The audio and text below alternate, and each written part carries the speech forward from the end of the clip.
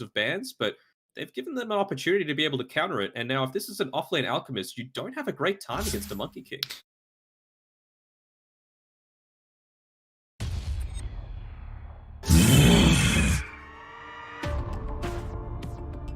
Dire team pick. Radiant team pick. Puck!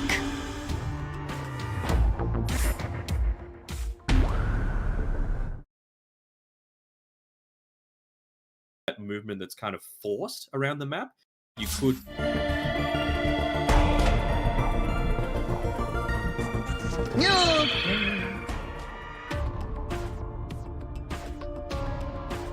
And James, he was playing it a hell of an amount in the mid lane. I was just going to ask if you thought that Motivate could go for like a Shaman opener, because it's very similar with how the Lion can play versus the Puck, but Ruby kind of fulfills that role as well with the Instant Stun and the Telekinesis, I feel. No.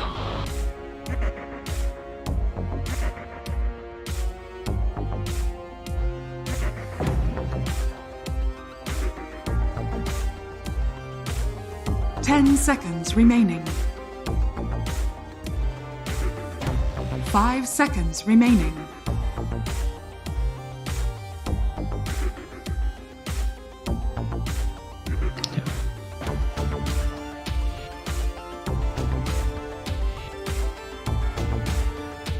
Dire team ban. Monkey King. Radiant team ban.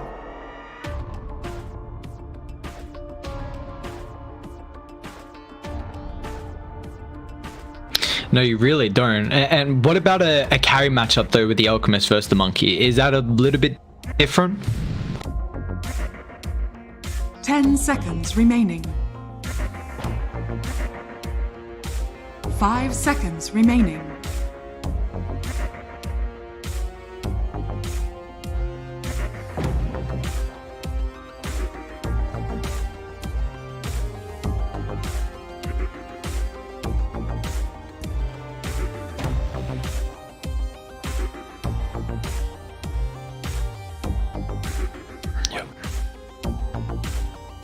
Yeah, definitely. Even the Monkey King can kind of help out early depending on, you know, the skill build. So, and this is an opener that we were seeing very consistently leading up to the major and at the major as well. The Puck with the Monkey King, two of the strongest heroes in their respective roles, and they just have such strong cohesion together to the coil to enable the Wukong's command. You've got magic damage with physical damage. They do exactly what they want from each other. So Motivate just picking up these heroes, and we can see it flexed as well. Like, it's not set in stone that it's going to be Fearless Puck, although, you know, Fearless loves the hero and he plays at such a high level. Jackie plays the Monkey King at a high level, but you know, this is a thing where Motivate got a lot of flexibility.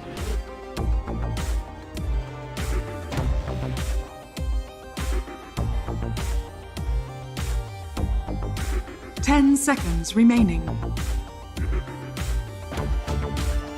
5 seconds remaining.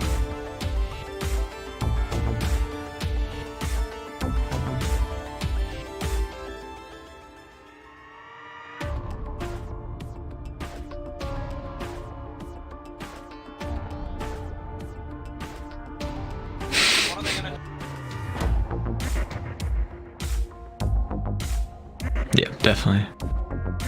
Yeah, I'm still excited to see with the new heroes that are going to get picked up through this meta. I mean, there's, you know, we've had one series so far, you know, and the rest of the DPC leagues are slowly starting to pick up steam as well. So we're going to see a lot of, you know, potentially metas getting trickled down from Europe. You know, China is the often two regions where we see metas form, but it's a beautiful thing. Every region does kind of have their own little meta as well. So I'm always excited to see, you know, how they're going to prioritize what, because yesterday we didn't really, 2 days ago we didn't really see too many heroes that it was kind of still the heroes that was, you know, getting picked up in the last meta, it felt like.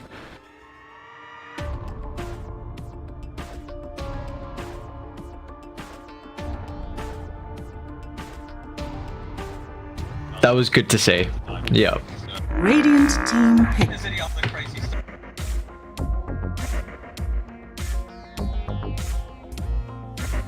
Dire team pick.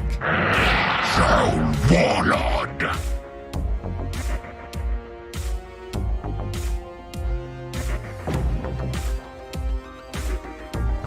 Are you a weeb?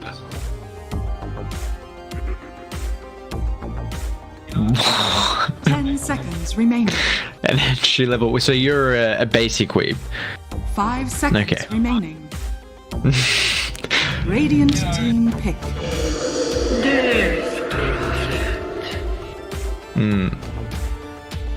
Okay, then I'll go. Okay. Yeah, you say that, and then next minute someone catches you out, and you ain't got no answers for that. Yes, that's why you have a green screen usually. I mean, I know you don't have it up now, so I mean, kind of my 5 seconds yeah, but they're kind of in the corners. Yep. Yeah.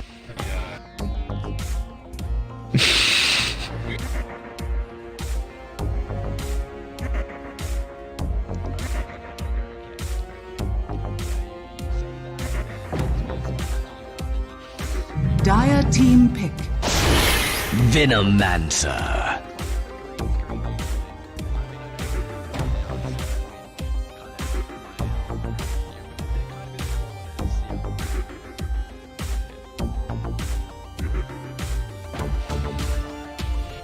Ten seconds remaining.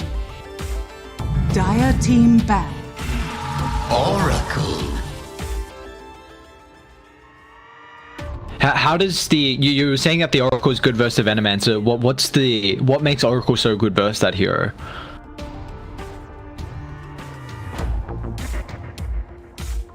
Ten seconds remaining.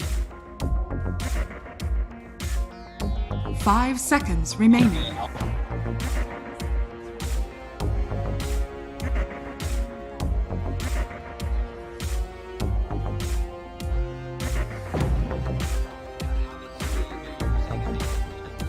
And what are they looking for to outround this draft? Is this a Q hero on the 23rd pick?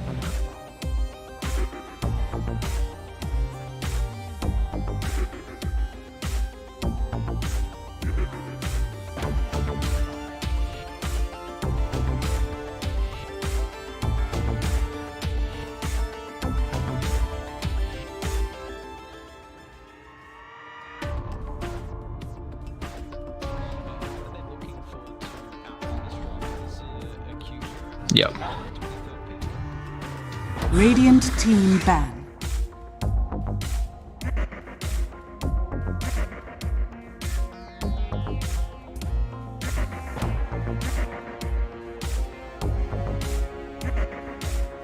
So we thinking that this is more than likely the DP3. 10 seconds Yeah, remaining. so could they go for something like a Pango, which we gives them motivate? They've got relatively decent way to start, mainly with the puck. The DP can run in, but the only issue is if they just run the opposite direction. So, Pango already the matchup versus the Troll has a way to start. We can see it flexed a lot on the 4 that Southeast Asia love. 10 seconds remaining. Yeah. 5 seconds remaining.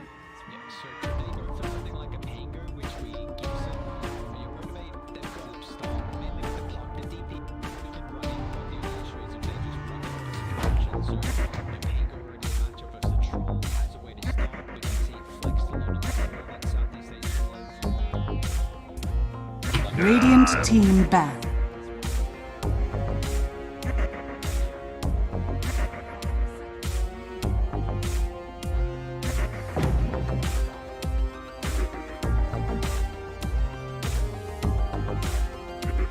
Yeah, like 10 seconds remaining. Dire Tusk team and Abagon. And it's like where do you want to put the... Oh, so funny. That wasn't even meant to be. Abagon. He's outie though. I mean, like, where are you trying to play the Alchemist? That's the main 10 thing. seconds remaining. Like you... Yeah. 5 seconds remaining.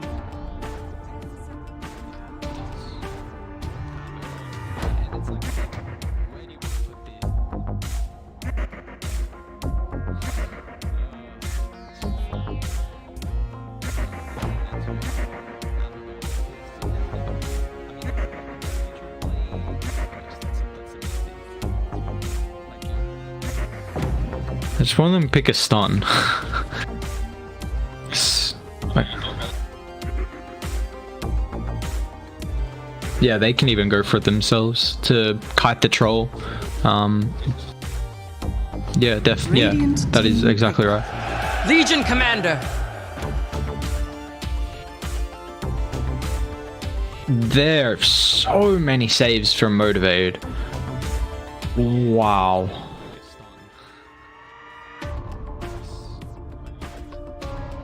10 seconds remaining.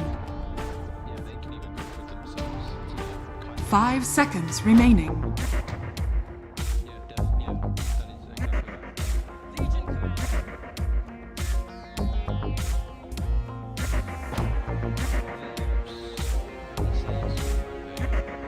Yeah, and maybe now it forces Signal Ultra to kind of lower the priority for the Venomancer.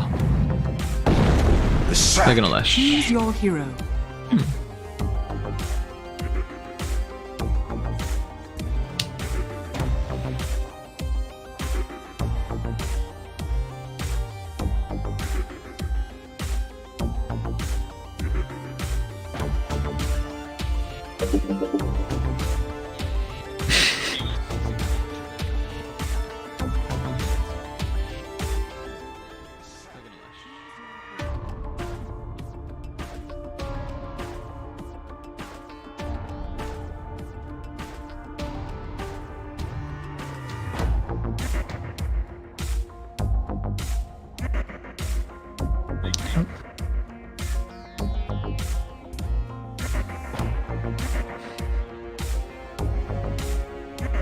Yeah, I'm excited because it's going to be a new look for them. I mean,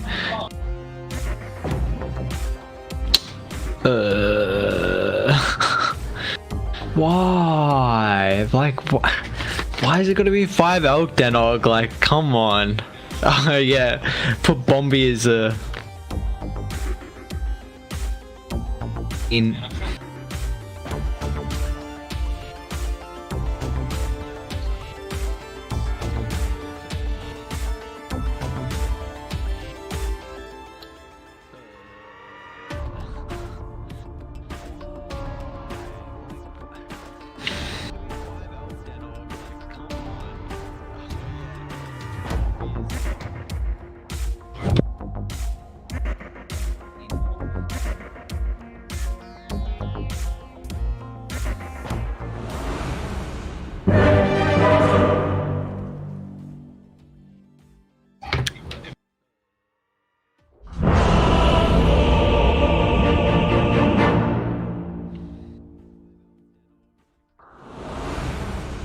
Yeah, it seems like Motivate Trust are going to have an incredible way to take these towers early, and you're going to have an Alchemist who's not... I mean, what is an Alchemist? Like, you're position 5, so really, what is the item build? Like, if it has to be Aghanims, right, though, but you're giving so much farm to a position 5.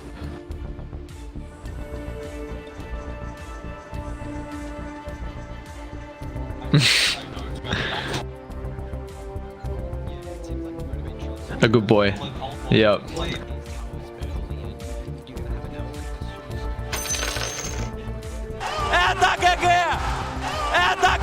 It's looking spicy. It's looking spicy. You been spamming it or? Oh. Let's see.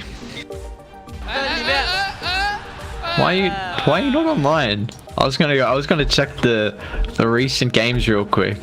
You hiding offline for some reason, Denog? Ah.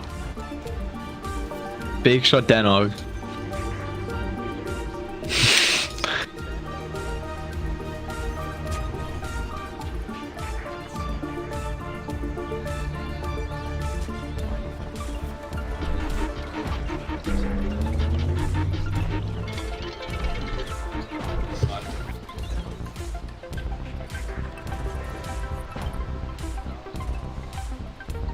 Yep.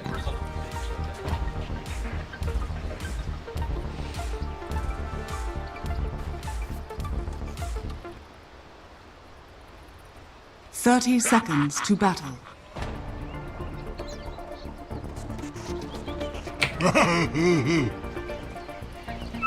Yeah, I'm really excited to see how teams are going to get crafty with the ward placements with this new map, and how it's going to impact, you know, the wraparound plays and these little choke points that we're starting to see now with the change. Definitely something that was required because we didn't get it in the patch previous, but I'm surprised that we're not seeing a battle, honestly. Like, it's been so common already with that nighttime before this patch that teams were, you know, having a bit of a brawl, and now with the bounty runes in the river. But either team, they were just pretty content with going 2 for 2, it seems.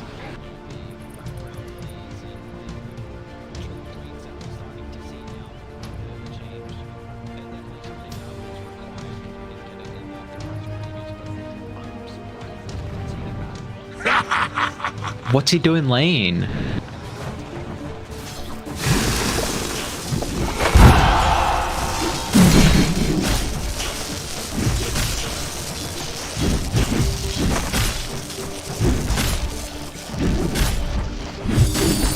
Yep.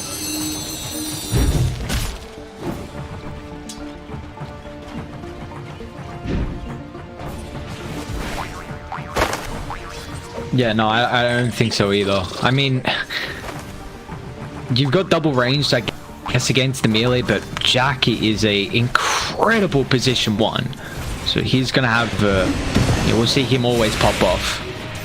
I'm intrigued. Do you think that Dire's early tower taking potential is going to be too much for Signal to deal with? I mean, they've also got a decent amount of tower take themselves, right? They've got the Lashrak that they can look to take advantage of. You've got the Venomancer so that it can park himself at lanes and prevent your towers from being sieged as much, but I mean, Yep. basically needs to be playing a lone hand there, right? Because you've got the exorcism that you're going to have to deal with, but doesn't have too much to Spirit Siphon. You can kind of pressure him away somewhat. It kind of feels like, though, if Van doesn't have too good of a game, then you won't have someone to sit on the front and help keep these towers alive. Because, you know, Troll, how active are you going to get to defend your objectives? You've got an Alchemist as a 5. A lot of, like, it's going to be an immense amount of magic damage early, so wouldn't be surprised if we see Fearless go for a pretty early hood just on the DP, because you want to be as tanky as possible against all this damage. Gone relatively well for Jamesy. He's been able to secure that early bottle for himself. He got the water rune on the top side. It was Fearless that got water in, but he's been able to bottle up the other one. He can just hold on to that and get a little bit, dive a little bit deep here in classic Signal style.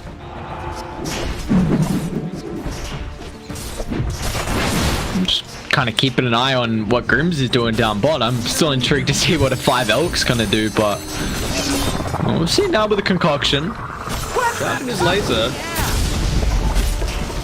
going to be able to do all that much, though. He's been doing a pretty good job of blocking this small camp. He's going to finally miss this one at the 3-minute mark, and lucky enough for Grims, it's the worst camp in the game if you're a normal support, but if you're an alchemist, you love it. You love it. Troll? He's alright. Grims has got the self rune.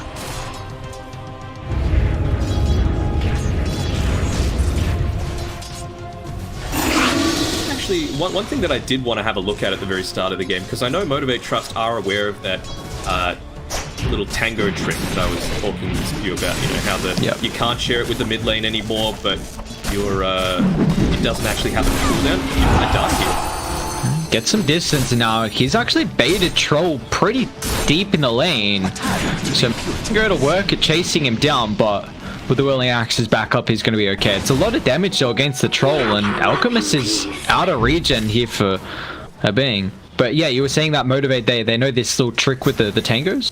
Yeah, basically just the fact that, that's a bit of a mistake there. Oh no, never mind. Gribbs was able to secure it. Self-stun.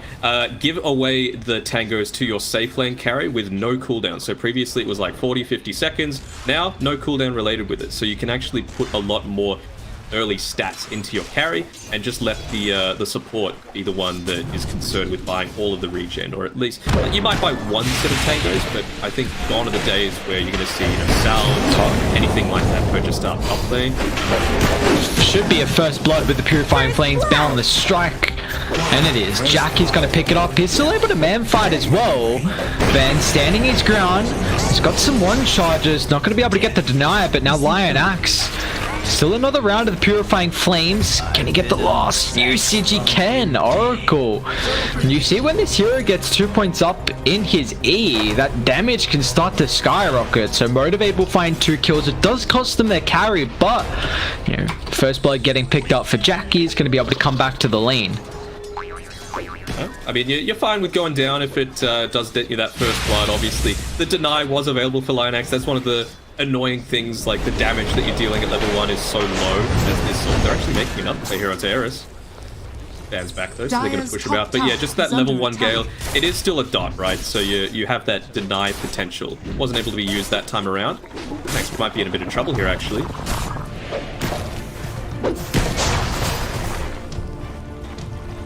See, Eris. Nice juke. Nice juke, yeah. Jackie though, he wants the Jingu sack so bad. You always see the Monkey Kings just hunting down. Or the Lion Axe. It's kind of getting hunted at the moment. Even Jackie's got to be careful. This damage that Signal have once Van can get set up here. They're out of mana though on Eris, so he's feeling a little useless right now. Doesn't even have any regen coming out to himself, so I think he's just going to run all the way back. Maybe go past, make sure the boundary rune hasn't been secured. Just a little bit of information for Jamesy, but for these team standards, it's a very quiet early game.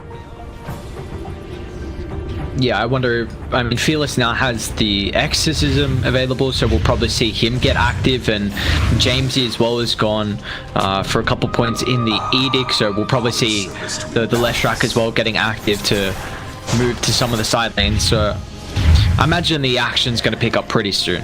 Potentially, you could just see them rotate towards the mid lane as well, right? Q's got this urn, so he wants to be the one making the plays. A little bit of mana regen. Did get the slight nerf, but nothing too much to be concerned about. Actually, no, it is Fearless that ends up making the move, and that's stuff from the Centaur, Mike. The Centaur Conqueror! Oh no! And now they're going to lose Grims as well. Q getting some urn charges, and instantly you see Fearless TPing back mid, recognizing that you can't leave this lane for too long up against a Leshrac with maxed out Edict, so nice heads up play. He doesn't even have to commit the ultimate there for the Death Prophet, so that feels kind of nice. Yeah. Real nice for him, and he's gone that Boots of Travel. You know, I talked about how it's all about trying to bait out a lot of these early spells. I feel like you're not going to be forced to pop the Exorcism if you've got those Boots of Travel. You know, you want to be able to abuse a lot of your movement on the map and make sure you're not overcommitting with your spells in bad teams. So I feel like if Motivate can get in control of that, then they have absolutely nothing. You were speaking about the urn with that slight nerf. Do you think it should have been more though? Like, we always saw the priority in urn because of the stats that it was able to, you know, give you, but now I feel 1.4 mana regen is still pretty high. Yeah, it still doubles what the Sage's Mask gives you. I think if anything, maybe they could have nerfed something else about it. Maybe have it cost slightly more so that supports felt a little bit more, you know, pain when you're looking to buy it. Getting a little bit lucky with these runes here. Why is Lion X still top?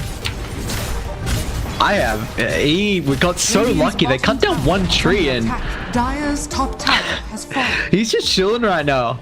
Just wanted some of that juicy experience. Yeah. To take down. He's just still top. He's just changing towers, you know, moving the goalposts around.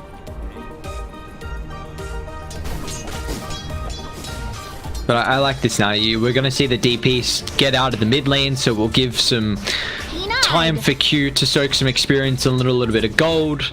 And it looks like Jackie's also thinking about moving down bot. Jackie's going to be going for the Battle Fury. Is under attack. But here we go, first Exorcism of the game.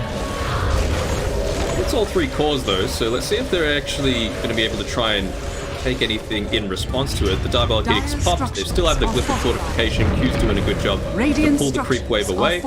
Just trying to maximize. Like Lion Axe, he's got his ultimate now, so he can look to commit pretty heavily here.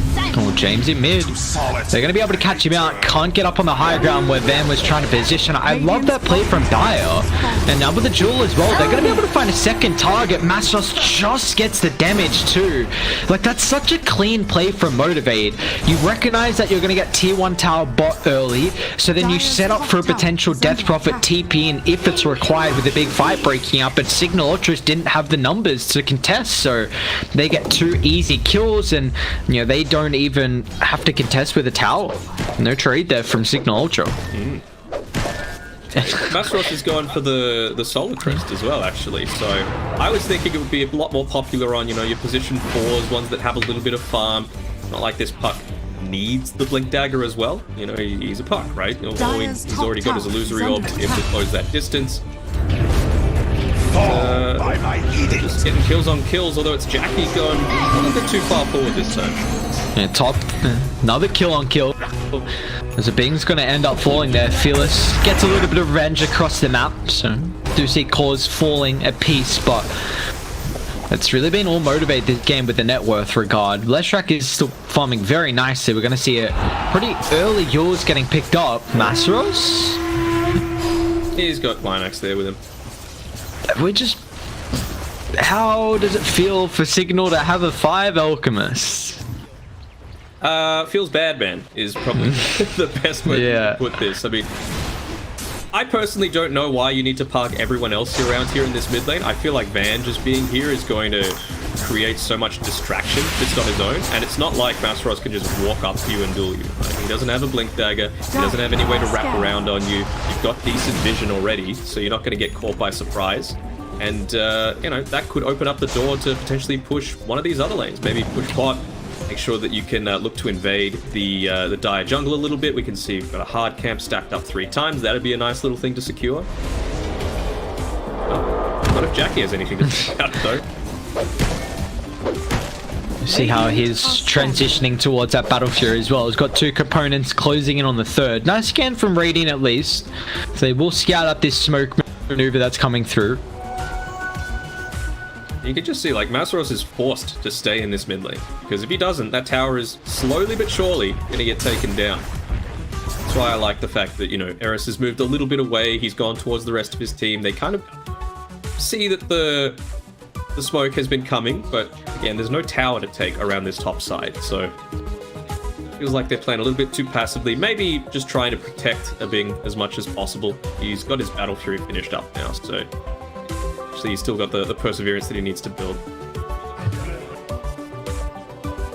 Do they have anything for him in the jungle? Yeah, no stacks just yet. It's not like Alka's even been taking them, you know, he doesn't have any points in the Grievel's Greed, so not really much point to doing that. Animal Concoction cooldown? Is that, like, really the thing that you're going for this early on? Like, are you just looking for a big stun? I honestly cannot tell you what this... I guess that has to be, right? Like, why... But, like, nothing's changed, right? Like, there's nothing that was like, that's it. Bam. Pos 5 Alchemist, that's the one. I wonder what the item build has to be. Because you see they're not giving him farm, so there's no way he's getting ag. So is this just like a slowish Solar Crest that Grims picks up? Yes, like is he going into the urn himself? We've already got that built up by Van. The Sage's Mask that's kind of just hanging out. You know, he's already got the Bassi Ring. I guess he just wants to spam out the Acid Sprays as much as possible. You know, force them to play a little bit more defensively. Feels like they're putting a lot of faith onto a Bingy here, but again, the amount of save that they have on Motivate is nuts to be able to try and deal with this, right? Not only do you have the False Promise, but you've also got the Root, which is going to prevent him from chasing after you when he pops the Battle Trance. You've also got the Disarm before he picks up the BKB. You've got a Dream Coil, so you could, you know, he pops ult, Dream Coil, run away, and then he just ends up stunning himself. You know, it just feels like he's going to have a very, very hard time. Yeah, it does not feel like the freeze game here for the Troll. I mean, you know, maybe it could be a different story if he was top of the net worth, but that's not the case. Troll, unfortunately, bottom out of all the cores right now, and he's not going to be too happy with at least the status quo of how this game is looking, because he definitely has to play this one from ahead and ahead by a long shot, and unfortunately that's not the case. I don't know, to me, like, it just feels so vanilla, right? Like this alchemist, you know, like it's not going to do much of anything. Actually, no, I take that back. As a fan of ice cream, I feel like that's a disservice to vanilla. Like, people actively seek out vanilla flavored products. Like, kids, they hear the ice cream man. Wait, you a hater of vanilla ice cream? No. I'm saying kids are like, give me that vanilla ice cream. No one wants a Pos 5 alchemist on their team. No kid is clamoring for that in their game. No, what do you mean? Surely every unranked ranked game, as soon as they say Pos 5 elk, they're so happy. What are you saying, Daniel? Come on. I have attempted the Pos 4 Alchemist in the past, but that's a Pos 4. You know, you can be a bit greedier. That was when the jungle meta was a thing. And, you know, when giving the Ags out was first introduced into the game. But you're not doing any of that. You're just a stun bot, basically, when you've got 2 ways to purge it. I don't know. It seems a little bit of a yikers. Yep. Well, at least we back underway here, but it just underway for Signal Ultra to try and find a way back in. We do actually see now Mastros has got that shard queued up, so he's gonna have the press the attack spell immunity, which is gonna be exciting to see. Yeah. Now there's a solar crest now, stupidly cheap for some reason. I love it. It is the 3rd item that I build on my winter item every single time. It's crazy. That item is actually nuts. But again, you see, like, Radiant, they're all sitting behind Van. Not that he really needs the help. Taking a decent amount of damage. They've kind of committed a little bit here with Jamesy. At least he's got the Yule Scepter to be able to save himself. Don't know if he'll be able to get away, though, with that stun coming out. They're going to be careful how deep they dive, because the outpost into rotations, and yeah, you see, they just forced them out, and they're going to reset. Careful, you got the Pos 5 Alchemist coming. Oh no, be wary.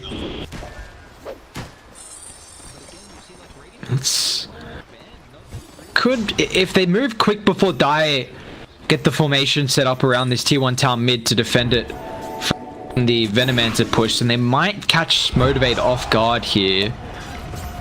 Mastros, they're going to lead Jamesy.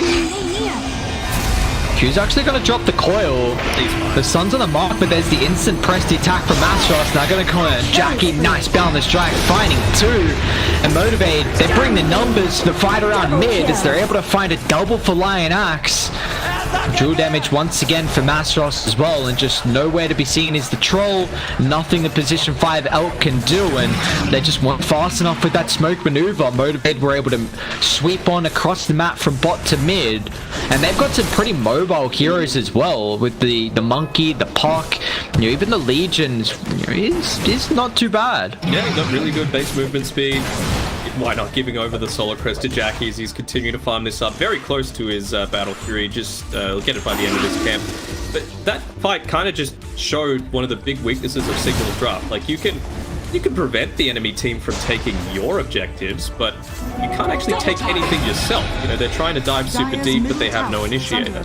They try and go, you know, a little further down, and you just get picked off because you've got really strong ultimates to be able to counter that. You know, Dream Coil underneath the tower, Wukong command pop. Fearless didn't even turn up to that fight, so they've still got the Exorcism available, and it's going to be a level 2 Exo once he finishes clearing out this wave. Yeah, the fact that they've only used... They used Exo once, right? Have they even now?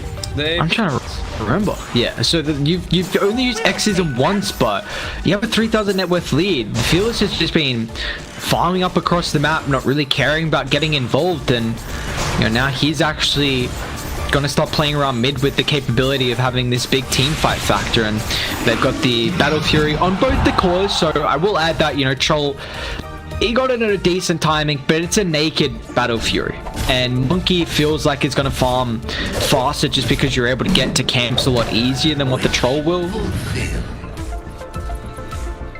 Radiant scanning. Like, look at this wall of Plague Wards. Like, I said it yesterday, it's like Plants vs Zombies. You try to just get through it, but I mean, you don't really care all that much. You're happy for Jackie to farm. Your team scales better than the enemy team, so you're fine with drawing this game out. They've already got the net worth lead at the very start.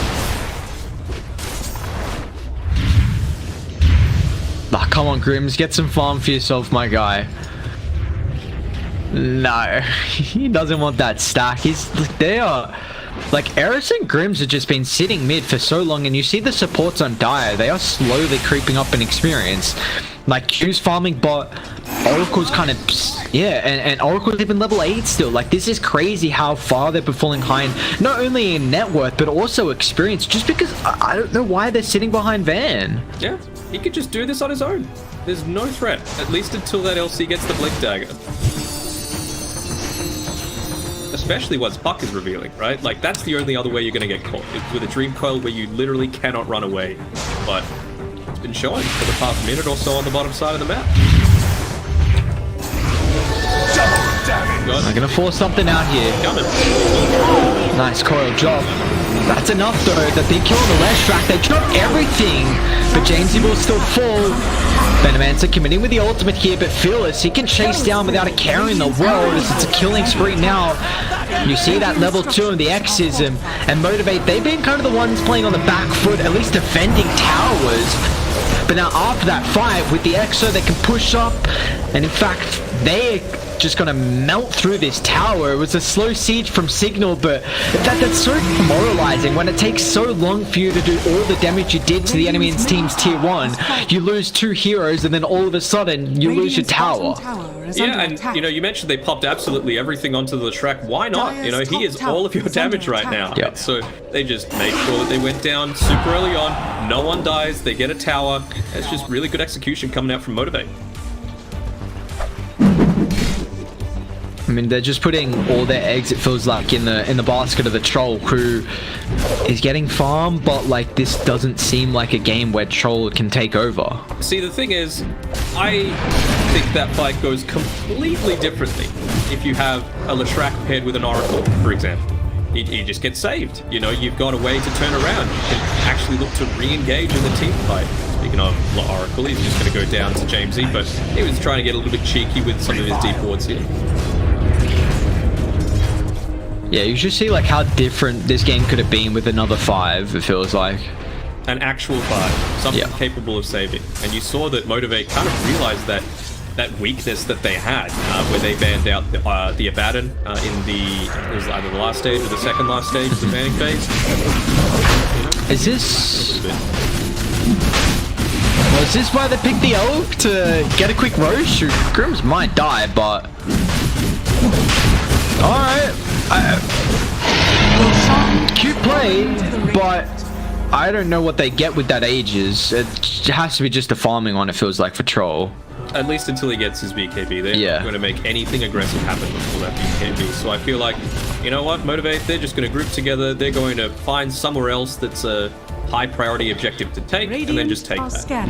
Probably bot lane, just because you know that they've got some vision up here when the Oracle got sniped off. It means you're right next to the outpost, which is going to be really effective at, you know, we talked about the experience lead that they had already on the supports on Motivate's side. Well, that'll just increase even further.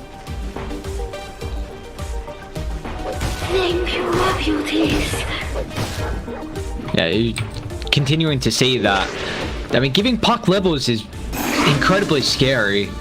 You know, Oracle as well, like that's someone who's you know, not as much as the Puck, but did he get some new talents on Oracle? Plus 15 armor and false promise, that's a new one, I believe. I'm trying to remember. They changed around the Purifying Flames enemy damage, so they increase it rather than reducing the damage by 50% when an ally uses it. Yeah.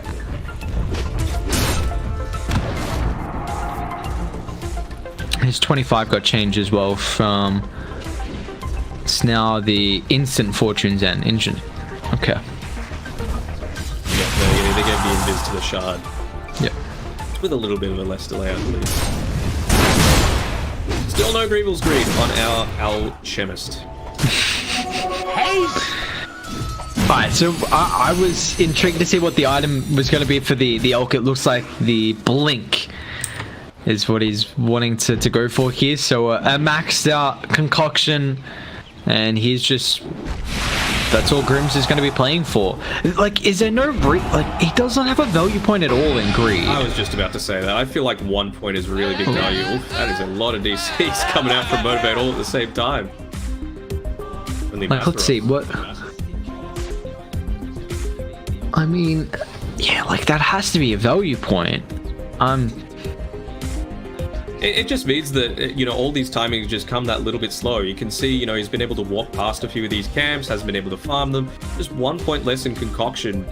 It's not a game breaker, right? Like, what, 3.25 seconds stun that's going to get purged off anyway? You're pretty happy with that. Yeah.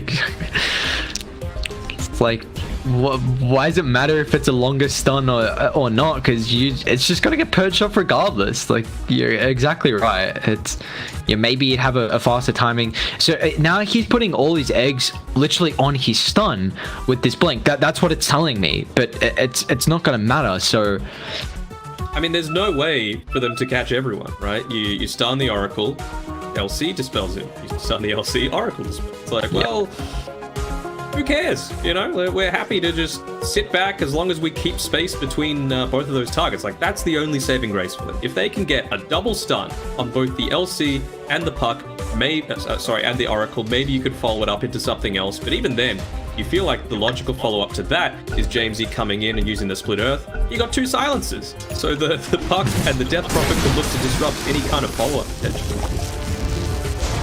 yeah, I mean, maybe if Signal had like another way to jump in, but they don't have that. Like, you have this utility position 3, your position 2's not one that can instantly get into a fight and follow up like a Storm or a Void.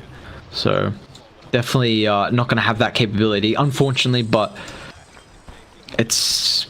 I wish we could have like a heat map of what it looks like, because it feels like this Veno has just been, same sort of thing with Masros, to be honest, has just been sitting in this mid lane for like at least half of the game, and the tier 1 tower is still standing. Yeah, very impressed with how Masros has played. Like, instantly recognizing that he needs to go play mid to just kind of shut down Van, and Van definitely going to get shut down here. Let's see if they can get the duel from Masros, which they will. Level 2 now.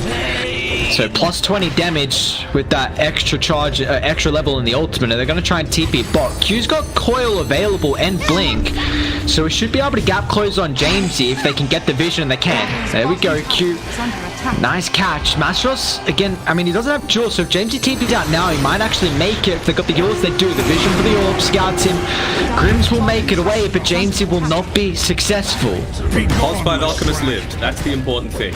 You know? Let's go, baby. He's living to fight another day. They're finally, at least, you would think, going to get this tier 1 tower mid, though. It did cost them their mid laner. Middle tower But, oh, look, they're even looking to rush up. So, no!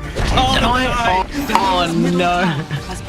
That's just when you know this game's not going well. When it's taken you 22 minutes to hit that tower. Like, Veno's literally been sitting mid for at least 13 minutes. At least. And then it gets denied by an Oracle. You hate to see it. You hate to see it. And, well, we've got that Blink Dagger available at least now for Grims. So they've got some way to initiate. Maybe they're going to look to group up together. It combos together really well with the timing that this Leshrac, he's respawning up. He's nearly got the Eternal Shroud for himself, which is going to be nice. But, I mean, at least there's a bit of a save now. You've got the mechanism. I don't know so much about building into the Guardian Greaves as opposed to the Pipe. I just... Troll. He's going to have to break the coil early. But the rest of the team, they got the TP locations available, the outpost and the tier 2. Fearless even just going to straight up commit the X's, and why not?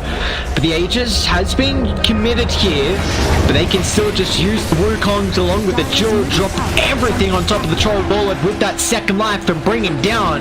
As Mastros is now up to 70 damage. And I was just gonna say, like, Radiant are probably looking for that BKB timing on Troll and then maybe gonna smoke up, but that's now gonna continue to get delayed here, unfortunately.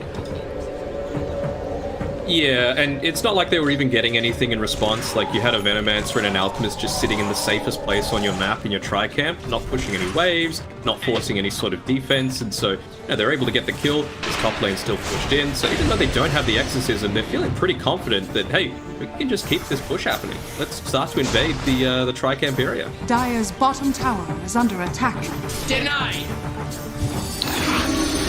Doesn't seem like... I mean, Radiant are coming over. Troll's up in 15. They know that the abilities are on cooldown. Push him back. Care that much. You got the Soul Crest just to enable Fearless to start right-clicking, and he's almost level 18. So next Exorcism is going to seen how quickly these towers have been going down. It happen even quicker. Thank you, my beauties. Do you like Jamesy going for the Eternal Shroud over like a BKB here to hit that mid timing with the double BKB on Troll? I don't really. I'm trying to like, where's the magic? Yeah. Where's this mystical damage that you're blocking in these team fights versus a Legion Commander and a Death Prophet physical damage with the Exorcism and a Monkey King hitting you? Well, I'm sure the lifesteal is nice, but I don't think the lifesteal is going to be enough to sustain through all of Motivate's damage. Jackie's going to get the vision. Masteros with the blink in. They're able to find the jewel. Now with the Wukong's man straight under the tower, so there won't be any extra TPs. They have to do it the long way, running through the jungle. They still have the Wukongs, but I mean, not that it's going to be too much of a factor. It's only good for the lifesteal if you can actually get your spells off. And we've seen they've got so many ways of being able to start these fights. Huck with the Blink Dagger, you've got the Legion Commander with the Blink Dagger and the duel, you've got Troll? the King.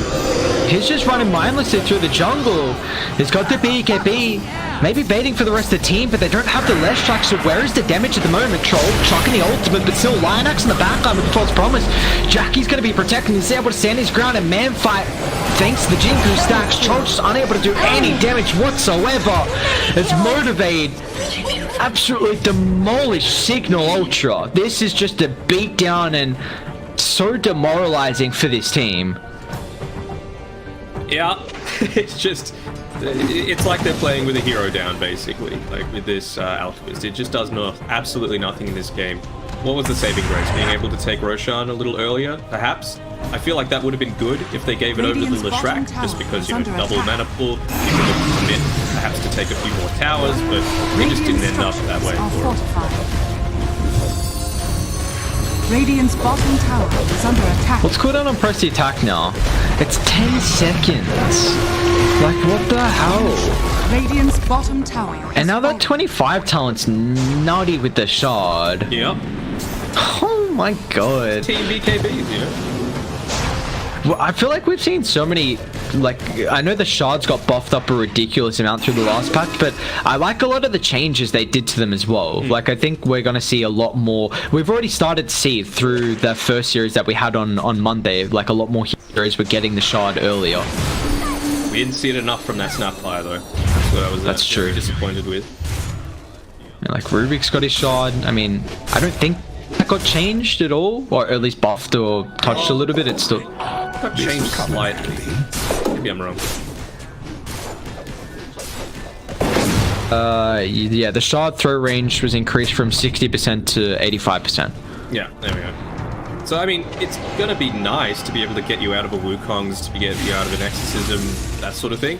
And maybe reposition you before the duel comes through, but, I mean, even then, I thought Jamesy played that really well using the Split Earth on the trees just to cut himself a little bit more of a pathway through to try and save himself, but it's not enough. They've got so many ways to gap close right now on Motivate. Is this a smoke? Yeah, 5-man smoke. They're going for a Hail Mary play right now on Signal. They want to try and find someone. Pick someone up. If it could be Jackie, that would be amazing, but you can't start with heroes on the backline. Like, it's not going to work. That would have been... There was literally 5 Motivate heroes on top of each other. If you had the blink in with the max concoction and hit 5 heroes, maybe, or they're going to try and bait out this haste. Coil now. The smoke pop with the ward on the high ground. Coil on 2. Fearless got 3 points up in the X's, and they're just going to move on forward. Signal by. Both the supports going to get melted. Mastros wants a dual target as well. He's just running past Van. It's like, I want a juicy target, man. He's got no net worth. Let me get an actual call. Are they just going to GG out? What's going on here? Nah, just a DC. Just a DC. At least it's still, who knows, if that was a bot there, that could have been a rage DC. I mean, are they thinking about game 2 now, Deno? Is this what's going on? I would be. I don't think you can get hung up too much on this, and it's the experiment that did not work. I just... You wouldn't say that the Alchemist position 5 is going to get picked up again? I would say not. I just don't know why you didn't put this as a position 3. Like, you might have been able to salvage something if this was a 3 Alchemist and a 5 General. Just because it's farm a little bit. Maybe you could enable your cores a little bit more. The nihilism on the Leshrac would have been nice against all of this physical damage that Motivated dealing. But as a 5, you're just sitting around doing nothing in these team fights. Like, I don't think he even got the chemical rage off that time because the puck silence didn't start the team fight. It would be so funny if they just first picked the Elk again, Lion Axe. Well, the Trolls already committed the ultimate here, and now with the Wukongs protecting the Roshan, is Jackie's still going to be able to claim that? I mean, they lose the Oracle, which is the first death they've had in a while. But they've got the Aegis for free pretty much for Jackie. Who's getting this shit? I mean, that's not too bad if Fearless is the one to grab it. I've seen this from a lot of people, like, it doesn't immediately use, like when you use it from when you buy it from the shop. No, I gave it over to Jackie. So, no cooldown, almost, on Tree Dance, which is nice. He's just going to be able to leap around the map. It's like the Jungle Book. Such a good show.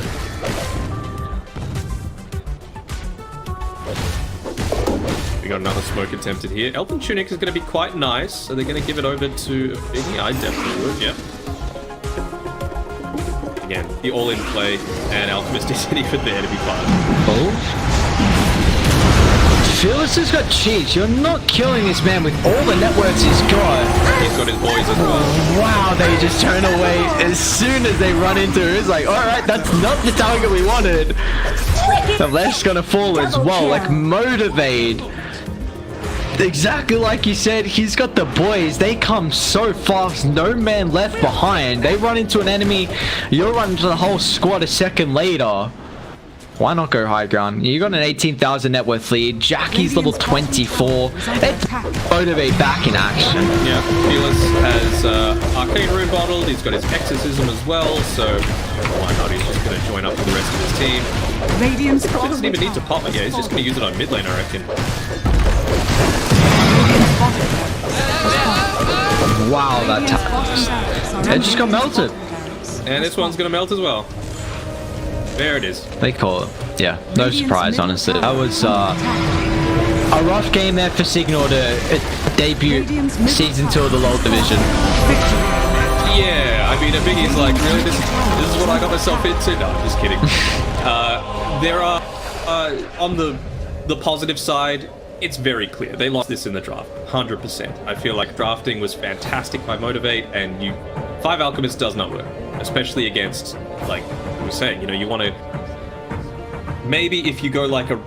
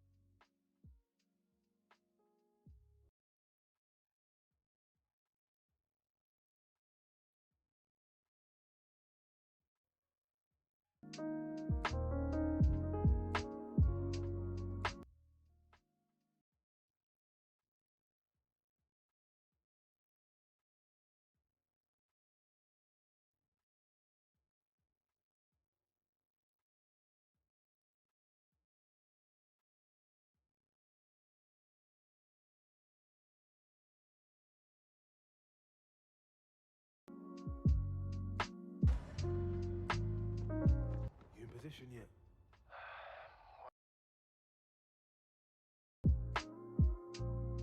Today I'm going to be showing you how to get Nightbot into your YouTube live stream chat.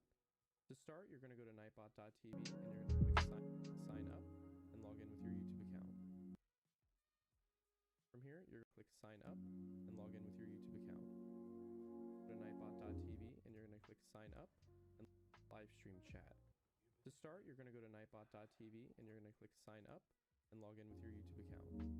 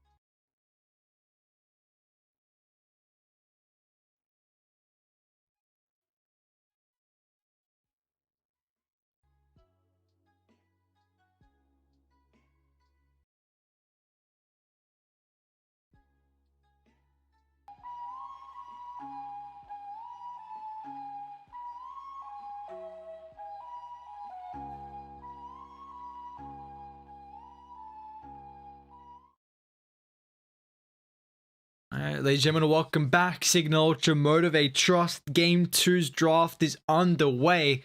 Then we saw that Signal Ultra put priority ongoing for Radiant this time, so let Motivate have first pick again. And what do you know? Mars, Lions, St. Bands, opener with the puck. Signal.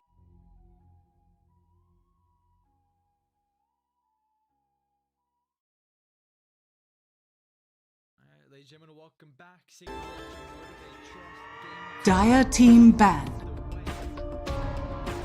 If you want. Radiant team ban.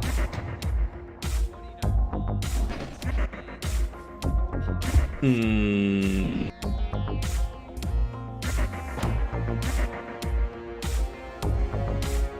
team ban. Radiant team ban. Expecting the... How many minutes was that? 30? 31 minutes, yeah. I mean, they're just banning the lion again. It's gonna be a puck. Alright, here's the puck, man. Radiant team pick. Puck!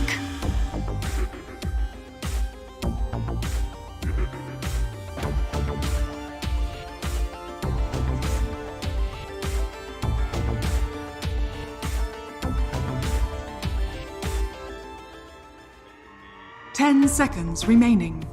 Radiant team pick. Dire team pick. Alright, there we go.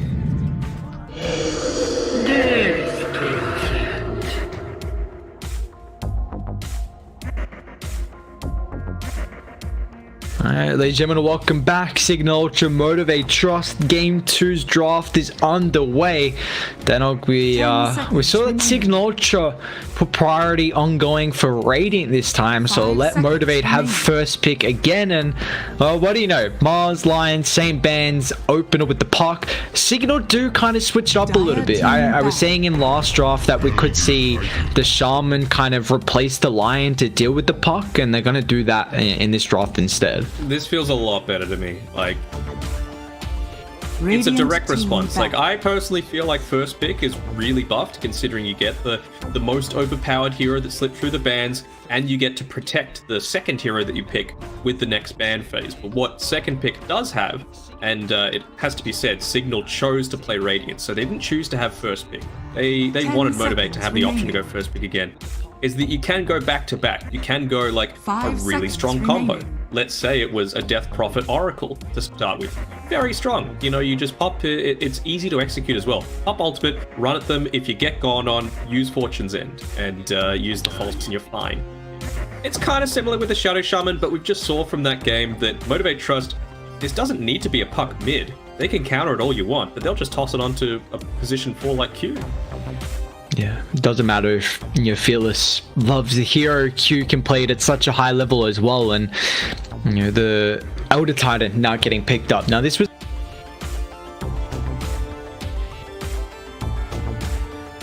it as well. Now it got some minor nerfs, not too much. I think the Earth Splitter got nerfed a little bit, and the Echo Stomp mana cost is now just a flat 100. But what do you feel like is the reasoning for Motivate wanting to go for the ET after this opener from Signal Ultra? I mean, it's a just nice thing to be able to set up your team fights, right? Like, if the puck gets off a decent Dream Coil, we saw how many times in that game 1 did we see Q was the one that was first into all of these encounters? Not necessarily like getting a big 5-man coil or anything like that, but it just allows the rest of the team to catch up. And Elder Titan kind of feels the same thing. You get a Dream Coil onto a few targets, just get the stomp straight afterwards, and it gives them even more time to be able to join the rest of their team. Yeah, and I think another thing that it can provide is that Dire team Shaman's a hero that the Shackles is such a stupidly long duration, but having the ET stomp that you can use from afar to disrupt the Shackles is really annoying for the Shaman to play. Like, now it kind of thinks it in the back of the mind, like, maybe I actually have to think of like going a BKB build eventually this game, so at least the ET's got a decent way to cancel that if Puck's not got caught as well from the Shackles or Hex, and Puck can even fulfill that role too. But you take a look at how like Signal are going to come into this early game with a lot of tower push with the Serpents and the Exism, but Motivate can also take those engagements to that. ET such a strong tower defender, and Puck with that damage to be able to push out waves and also a lot of magic damage early. Yeah, and again, I just want to highlight, I really like the way that Motivate Trust are drafting this. They gave up the 1-2 punch of having that second pick, so something like a Death Prophet Oracle couldn't happen. They went to Shadow Shaman, so again, it's good. It's a counter to the puck. It's the only thing that's left remaining. But then in the next phase, they just say, all right, well, Death Prophet is nowhere near as strong when she doesn't have an ability to, have this defensive dispel. So Oracle's gone, Abaddon's gone. They ended up banning Legion Commander themselves on Signal Ultra, so I don't think Motivate are too concerned. They probably are going to feel like this Death Prophet's pretty easy to deal with. Yeah, we see often that the DP likes kind of having that backup and the support. It more enables you to play the style of Dota that you want. 5 seconds remaining. Even something like an Elder Tide would have been Radiant okay, team right? pick. Like it's a soft counter initiation with the Echo Stomp. They're looking to commit heavily onto you and try and burst you down before you get those Spirit Siphons. So I think that's probably where they might be leaning towards with the next few picks here. We saw Abat play the Gyro to pretty high effectiveness in the first series of the season, but his replacement, a Bing, most likely playing this one here. See some, they're nothing to shy away from any crazy pos 5. Not that it's that crazy. I mean, China was picking it a lot. 5 seconds remaining. I haven't seen the Alchemist just yet. At least that's a good thing. Who knows if it's going to get picked up now following the gyrocopter. I wonder if that's just in the bin, like never again, sort of. Unless it's like the perfect Alchemist game and it's a last pick, fine. But I don't want to see any first phase Alch, especially now that you don't have the ability to protect it with the next few bans immediately.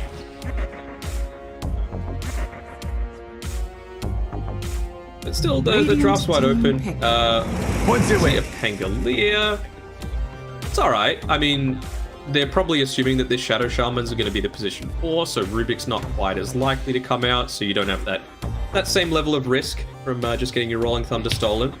And it's just a well-rounded hero, you know, the 10 seconds. The speed on the Rolling Thunder was nerfed a little bit, which can be a bit annoying, especially against something like a Death Prophet, which is naturally pretty fast. Thankfully not as fast as she used to be, and base movement speed by 15 seconds, but still, that extra 2 seconds on the Rolling Thunder means that BKB isn't your saving grace anymore. Bloodseeker. Immediately countering it. And I feel like Pango kind of has to be a position 3 now. Doesn't work as a 4. Need that little bit of extra farm to enable your Blink Dagger, get it nice and early, take full advantage of the effectiveness. 10 seconds remaining. Yeah, I was trying to think in the draft if Signal could fit in like a Grimstroke, but that didn't feel too... It didn't feel like it would have worked with their lineup, especially with the Gyrocopter 1. So, you know, Bloodseeker's one of the better counters that are still in the pool, so you take care of that. You've got... Honestly, like you said, I mean, see the Grim working. I'm going to be honest, right? Like, you'd leash up a puck next to someone, she can't get away. It's good against the Rolling Thunder, who, you know, he's already going to be waiting for the Bloodseeker to use his Rupture before he tries to get that off. Juicer, nice. And I feel like a Gyrocopter wants to be on top of the enemy most of the time, just to make full advantage of his Rocket Barrage, to get that side gunner working when he does pick up the Aghanim Scepter. And you know, the extra movement speed is nice. I think Grimstroke's Shard is completely busted. And he's got a lot of high burst potential, even just at level 10 as well, with the new change to his talents, where the Phantom's Embrace can do 50 more damage per second. So combined, you deal 16-20 damage if you leech 2 targets and get the full Phantom's Embrace duration. Yeah, crazy. Definitely got a lot of buffs. We're starting to see that here a decent amount, but Motivate going for the Medusa here. So a little bit of a 4 protect 1 in this 18th pick, so they're going to have a lot of bans left available to protect it. How's the Medusa going to end up faring against Signal's draft that they have at the moment? I mean, one of the weaknesses that Gyro has is that he doesn't have the greatest range. Like, you're never going to be able to make the primary target the Medusa in the team fight. So I feel like Motivate, they're going to be able to try and 5 seconds remaining. Get them to use the flat cannon as soon as possible, and then the Deuce is really going to try and engage, because that is the one way you try and beat a Deuce, is by outranging her. And look at all this damage that they have. Bloodseeker needs to get close to do damage. Shadow Shaman needs to get close to do anything. Shackle's probably dead just from the mult shot. Death Prophet, same deal. Gyrocopter without flat cannon, same deal. So they need something that's actually able to deal a good amount of damage from range to be able to try and deal with this dude. Or just chain lock her down, but kind of lacking that. 10 seconds remaining. Yeah, I'm trying to see what Signal Ultra could go for in this last pick. I mean, you've got... I mean, the bans, it's an Anti-Mage ban, it's a Tidehunter ban as well, so... Are they thinking that this is a Gyro 5? And then... I think the Anti-Mage is just, you know, hedging their bets a little bit. Tidehunter, they're just thinking about the lockdown. So, okay, so what are the lockdowns? I mean, Grimstroke's fine, honestly. I still feel like the Grim could work. I'm a stun, Gives them that Soulbind, which you can use for the double Shackles, double Hex, double Rocket coming out. Sorry, Homing Missile from the Gyro. Wouldn't be too bad. So can Signal go for a heavy counter with range to deal with the Medusa, or are they going to have to go for a lineup to try and end this game early? I mean, I feel like ending the game early is probably one of their big potentials here. You know, you could just look to go all in onto that. So it's a little odd that they've banned out the Beastmaster. Not that you have the insane tower push as you did previously, but it feels like you need very little to create a lot of tempo against the enemy. So most likely going to be either the 4 or the mid coming through here from Motivate Trump. Radiant What do they team need? pick. A range, maybe a Lina? Yeah. So something that's good against the Death Prophet. I was actually talking to them a little over the past few days, and I just keep saying, like, even with the change to the bottle, now that it only fills up 2 out of 3 charges with the bounty runes and the water rune, these heroes that can just continuously spam out waves in the mid lane are going to be really good in my... Yep. Granted, this might just be a 4 and I'm completely wrong, but like Lina, Shadow Fiend, these style of heroes that are just going to make full use of all those charges and keep the tower underneath the enemy's keep the wave underneath the enemy tower. Creates so much space for you to be able to rotate around. And Lina's pretty mobile as well with the Fury Soul, so you can get to the bounty runes even faster depending what items you go for. Sometimes we saw that Boots of Travel, yours is going to buff it up, so you know Lina has that capability. It's actually going to be Masteros playing the puck in the off lane here, so we're going to see Motivate just flexing their versatility right now with their heroes, but Signal Ultra going for this Ultra last pick with a Storm Spirit. It gives them a way to at least kind of, you know, jump the Lina, but this matchup can really go back and forth. Lina being a Yule Scepter builder is one of the best ways to lock down the Storm Spirit with a follow-up stun afterwards, but then again, Lina's incredibly squishy and doesn't want heroes on top of you, so whoever's kind of snowballing this matchup is going to be the favorable one, but is the Storm Spirit last pick enough for Signal here? I feel like it's something that they needed to do, but I feel like Motivate's team cohesion is going to be enough that it's not going to be as big of a factor. Like, you don't have the instant easy save that like an Oracle gives you, but you know, you've got Masteros on puck that's just going to be, you know, silencing or dream coiling. You've got the Rolling Thunder that's going to be rolling through these fights, hopefully not taking too much damage from the Rupture. But I think Fearless should be okay, and I feel like he should also... Like, they don't have insane roamers either on Signal's side, so I feel like he should make pretty easy work of this mid. Team cohesion is going to be enough that it's not going to be... And we will see. Runes are going to be really important for both heroes, right? They both love to spam things out, so whether it's the Static Remnant or the Dragon Slave, just to be able to push the tower in. The advantage of the Lina, of course, is that you also get a little bit of hero harass damage when it happens. So that, combined with the extra range that the Lina has versus the Storm Spirit, I feel like it should be pretty easy for. It's just, what does he do with it? Wanna play with fire? Yeah, is this just... He's gone no start twice down with the stick. Is this mainly just because his matchup, like Storm's a hero that wants to be spamming, and you know Leshrac as well is kind of be spamming some abilities? Is this something that you think we might see a little bit more now as the mid laners, or? I think for the Lina in particular, and I think it might be a hero specific matchup because you're against a Storm Spirit. So you see like Bat Riders, when you're laning against a Bat Rider, you buy a stick, but it's kind of the same thing against a Storm Spirit, right? You need to use the Static Remnant to be able to secure all of these last hits, either killing the melee creeps or the extra overload damage that's needed to secure the range creep for yourself. Yep. So I feel like he's feeling like, well, I'm not going to actually take any harass because I've got bigger range. I'm going to be pushing the lane so that it's going to be in a more advantageous position for myself. And if I need to heal, I've got the Fairy Fire, and I'm just going to use the Magic Stick to heal myself up. And you can see, the first thing he's got queued is the bottom. He needs to get that before the 2-minute mark. The battle begins. You know, which would not be surprised if he's able to do that. It's very easy for Lina to be able to secure CS with the abilities. You know what else is really easy to do? click the follow button on the channel so that you could be aware of all the times that we're streaming. There is a reason, I'm not just shilling for that, but it'll give you a few extra channel points. And if you were watching the lower division last season, you'll know that we did a little bit of a giveaway. We did 3 giveaways, and honestly, I gave away about half of my Dota merchandise, probably more. We'll be doing a similar sort of thing, but just the one giveaway this time around. So make sure you are following so that you've got the channel points needed to enter that. We'll be announcing it maybe even tomorrow when we've got our double header of games. Wanna play with fire? Yeah, good guy Denog just giving away some goodies here for the boys. So yeah, don't forget guys to follow. Make sure you get all those channel points up, and that's going to be how you're able to enter the giveaway. But you know, I'm sure we'll get those predictions starting to get rocking as well eventually as well. That'll help out. Oh yeah, we're doing that tomorrow as well. Yeah. All the channel points. People will be saying, "Oh, SMG, they didn't deserve to be here." Well, channel points on it if you're so confident. You know? Actually, you know, put your bets.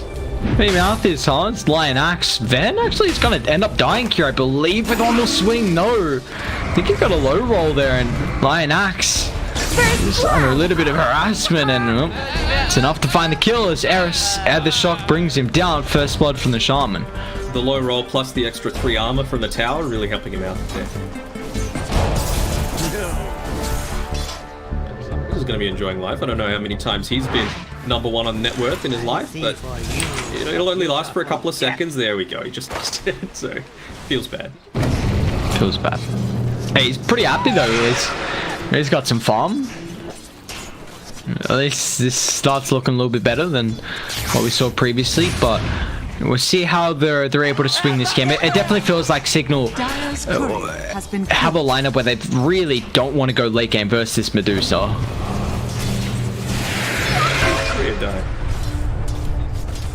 I didn't see anyone in a position to actually kill that, unless it was like a neutral creep that accidentally killed it. Might have been the case, actually. I think neutral creep killed the courier. But Eris still got rewarded for the gold? Is that how it works if neutral... No, you're right, actually. It means he was there to do it, but normally it just says... Interesting. Like, you still get the gold, but it doesn't say who did it. Yeah.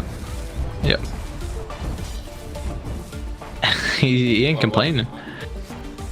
Hey, if they're gonna give him somehow he just blew it up with his mind. That's how then. Oh, come on. Oh, of course. How silly of him. Yes, how silly. Alright, we got the 3-minute banner runes coming out, Fearless. He went the tangos first before the bottle that he's got flying out to him now, but he's still going to be able to secure his own bounty in the jungle, so he's going to be just...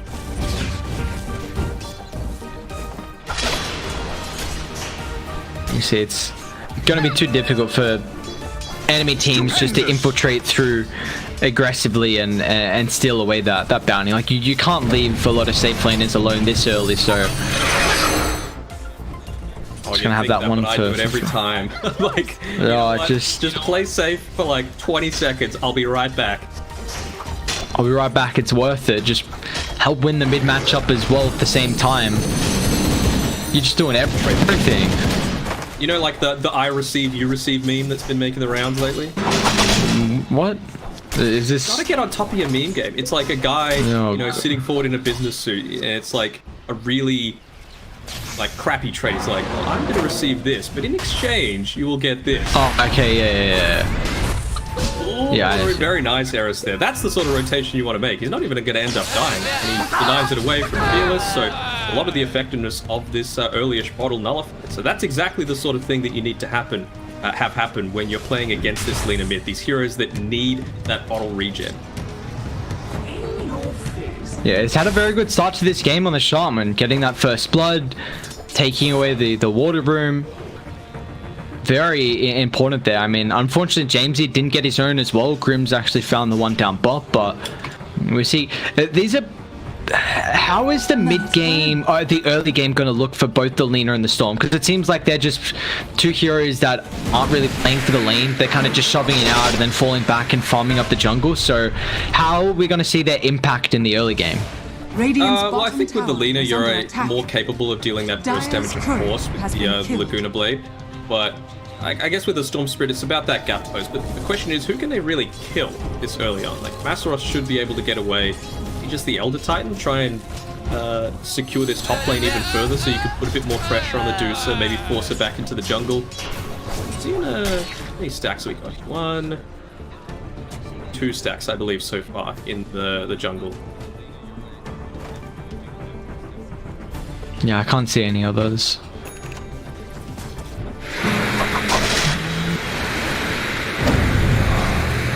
Q. Gonna take a lot of damage, but you see, it's so difficult to lock them in. Both Masros and Q have ways to get distance. Lionax is going to end up falling again. So we're seeing all the kills occur around the top side of the map as well. Signal, this is what we saw last season as well. When they're ahead, you know, they're pretty vocal team, always dropping those voice lines, and they're going to think about making plays now around Jamesy. He's got that level 6. They're going to come mid along with the catapult wave. So if they can get a pick off on Fearless, which they can dive in, but you already see Lionax mainly refueling the bottle, but also just in case the dive does occur. And well, Jamesy is going to zip on forward. They get the Hex, and now with the burst potential, it's all there with the magic damage, but Storm's out of mana, and now Fearless drops the ultimate, and they all melt. 3 will fall. There's the boys coming through from Motivated. Happened in game 1, it's going to happen in game 2. They will never leave a brother behind. And you love to see it. That's the sort of cohesion that you love.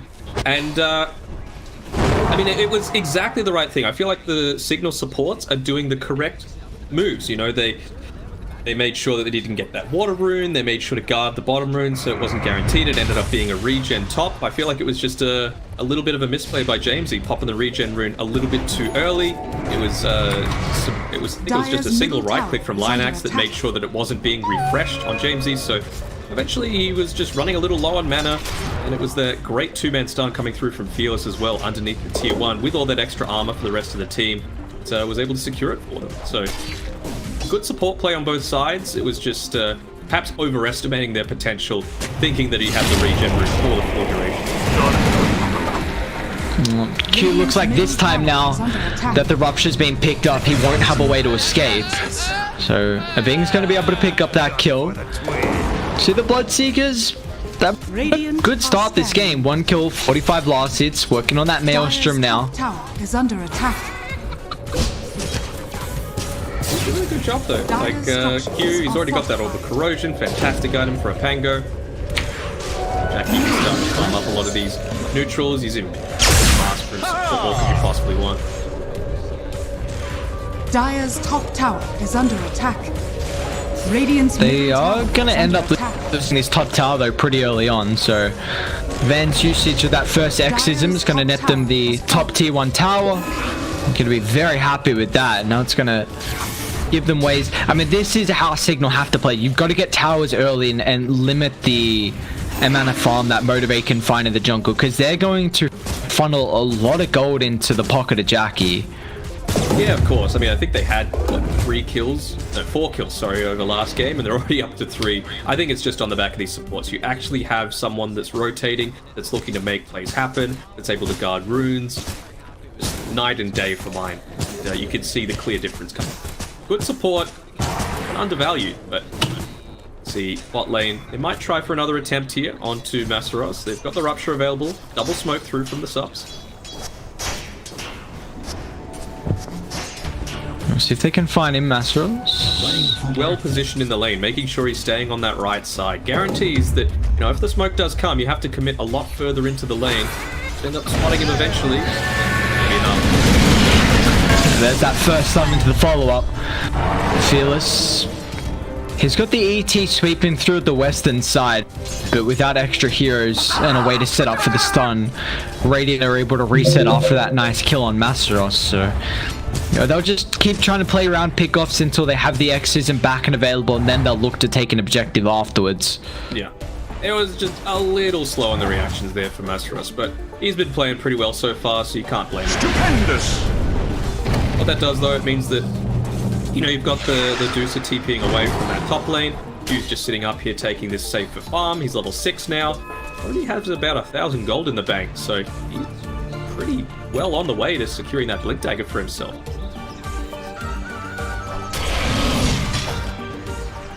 Yeah, it's been it's nice when you can have a lane just to sit yourself as a support and find farm without any contention, but he's gonna have to leave the safety of top, where he was getting close towards the blink, and try and bring the numbers to defend the tier 1 tower mid as Signal.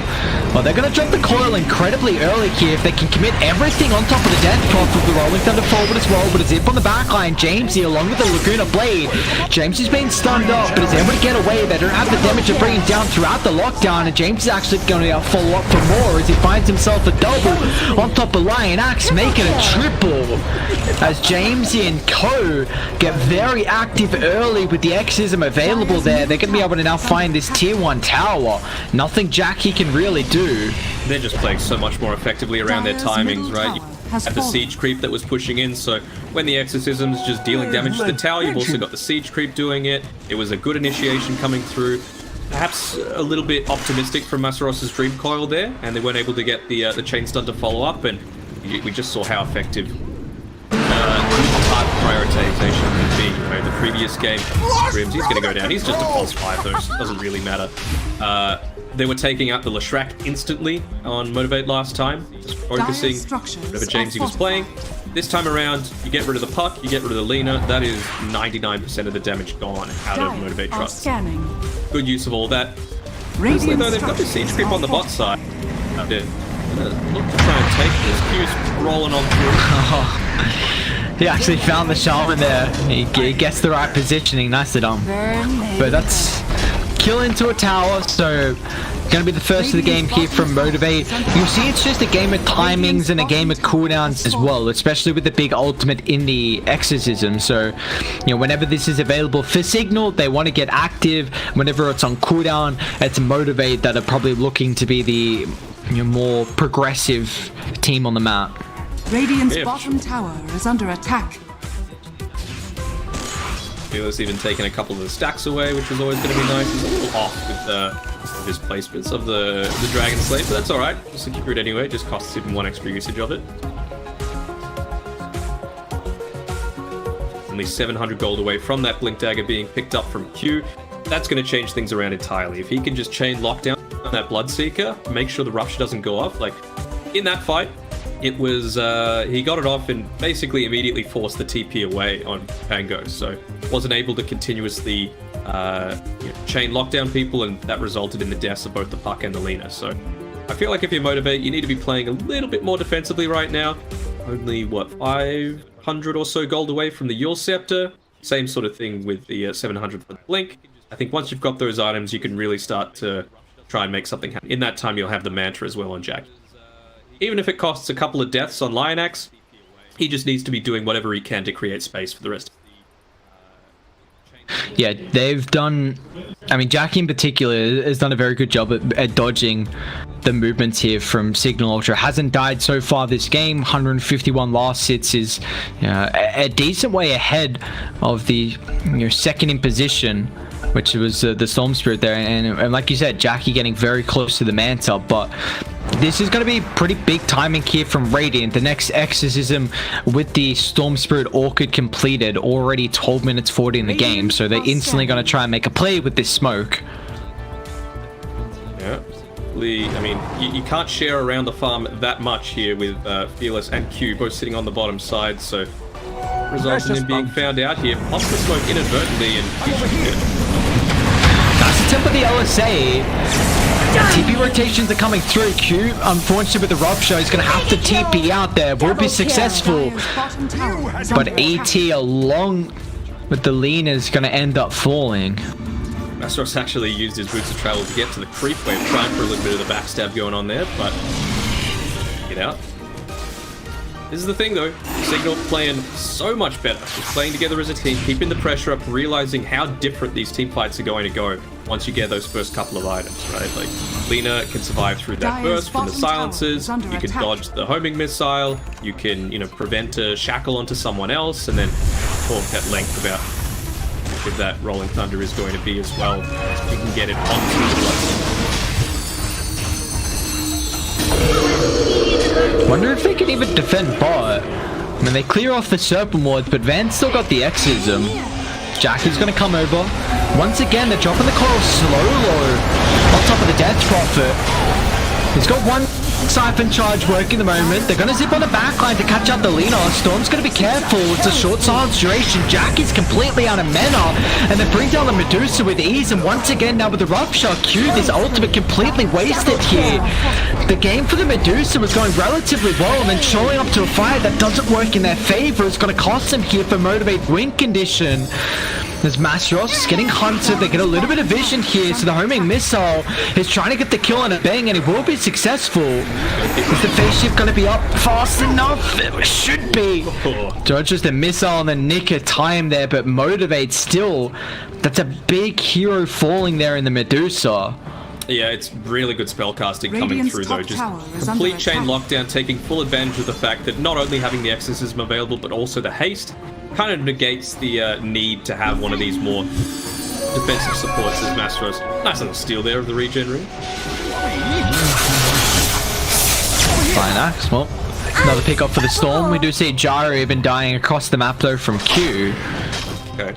I mean, this is good though. Like, that's the sort of thing you might think, oh, Lionax, he's feeding. He picked up the bounty ring. You know, he took that away from Jamesy, so he has a little bit less regen. He can't farm up as easily.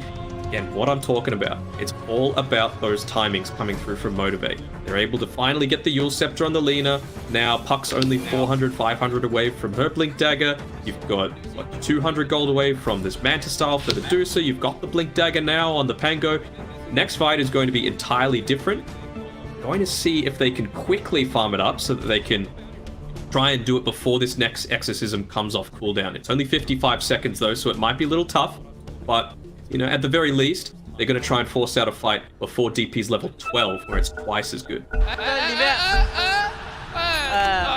Yeah, you're exactly right. They need to hit this timing before DP gets that next level in the ultimate. Otherwise, it's going to make it so difficult to fight into the exorcism. We've already seen how disastrous a team fight can look, but well, at least now this Orchid's not going to have as much impact with a way for the cause to dispel that out. Seems like they really do want to wait for Masteros's blink to be able to get in onto those backlines. It feels like they're constantly running away from these team fights, Motivate. He's just playing super scared. He realizes that this is around the timings. He was heading towards that Orchid. You just had a really successful team fight once more. I show myself, I'm probably dead meat. Not too much in the form of stats right now with those boots of travels picked. Yeah, just a game of 12 as well, so he's got that little bit of extra zip speed. He was pumping it a little bit. He was thinking about it. if he sees a hero solo, he's going for it. James is a balls to the wall player. No, actually back up, Serpent Ward back up, and Roche looking like an easy one. Dive up the ward on the higher ground, so seeing Gyro and also should have seen a lot of the heroes walk in Roche. They'll get confirmation now, but it's already being killed off way too fast. Yeah, I think they're happy to do this little bit of a trade. They're not ready. They don't have the Puck and shit. Puck didn't have mana. So, you know, you were able to at least put some pressure onto the bot tower. You were able to pick up your next key items. It's come at that big cost, though, of the Aegis going over to the Storm. This game is gonna... I mean, Signal Ultra with this Aegis, they are definitely going to be able to take these outer towers, I think, with relative ease, because with Motivate... I mean, we'll see if they can honestly fight into it, but I think right now just behind with relying on a little bit too much on the Medusa. Shaman? Catching the Shaman. This is a little hard. So away from the team, even the Bloodseeker's not coming over, so pick off. They even want the extra support as well. Q, Rolling Thunder. Rupture's going to disrupt that. He'll attempt to TP out once again, and it'll make... Yeah, he won't make it, apologies, finding the kill there, but they buy back on the Shaman, so... For one, buyback forced, but now Radiant are just going to push across the map, and like, I mean, Dire have very good ways to defend towers, but it's mainly high ground. Like, I don't know how easy it's going to be to defend these tier 2 towers, because you can wrap around so much easier now with all the changes to the map. Yeah, and I don't feel like Signal are going to attempt to go for any towers unless that exorcism's available. I feel like that's one of the big learnings that they had from the last game is that, look, let's play to the strengths of our lineup. There weren't many strengths with that +5 Alchemist, but, you know, this time around it's very different. They're going to be able to pick up Lionex here, you would think. Where's the body? Poor ET. Yeah. Just a good old dewarding expedition not going in your favor. The life of a 5. I just feel like it was a little bit too... Oh, Master. Careful here. Good using that skill to get away. But again, you're just losing another tower. It's going to be pre-20 minutes, so... per minute now that the experience from the shrines are there, but still effective and going to make sure you're a little bit more wary about contesting in the top jungle. Motivate, they've kind of adjusted where they're prioritizing their farm. A lot more of this vision down towards the bottom side of the map because, you know, it's a bunch of death wish to try and play in their own jungle. But I just feel like it was a little bit too aggressive there by Masteros in that fast fight. Had all of your key items up, and you just went in solo with a Dream Coil onto a solo support. You needed a better. Radiant's bottom tower is under attack. Yeah, it's going to be difficult for them to find a strong fight though. Like, you definitely have the ways to pick heroes off, but they don't have any aggressive vision right now. It's just, you kind of have to have your ward set up to protect Jackie, and you see how Lionex is positioning as well. You know, the ET around the Medusa, making sure if they jump Jackie, at least they have a way to a soft counter initiation. And Masteros is just going to play the dead lane, at least have, you know, top kind of shoved out. So this is just a game where Motivate honestly have to delay for as long as possible for Jackie. But it's going to cost the rest of their cores a lot of farm, as we're seeing, you know, the Puck's falling behind, the Lena's falling behind. I think it's only a support, but I think this medallion is going to have a huge impact when Lionex picks it. Going straight into the Solar Crest makes total sense. You just want to be able to prevent that solo burst that feels like it's happening and chaining into, you know, another pickoff, another pickoff every single fight. Jamesy is going to try and zip himself away. He's got the bottle out, changing things up, and they get the initial stun off, but it's not going to be enough. Now they know Rolling Thunder's been used, so Smoke... They gotta get out. Haste, Exorcism also available. They gotta get out. Oh, Fearless. Lionex is the one that tanks it. Is that so unnecessary though? Like, I know you're taking a smoke, but they were so aware that smoke was coming. Like, yeah. Maybe you get the bounty and maybe you just get out, but it seemed like literally Motivate knew that was coming. Better the devil you know than the one that you don't, right? Like, it prevents a core from going down. Jackie's going to continue farming. He's getting closer to his Skadi. But yeah, this tower at bot lane is melting. You've got the siege creep here. You didn't have to use the exorcism for that, so I'm pretty confident to just keep the pressure going.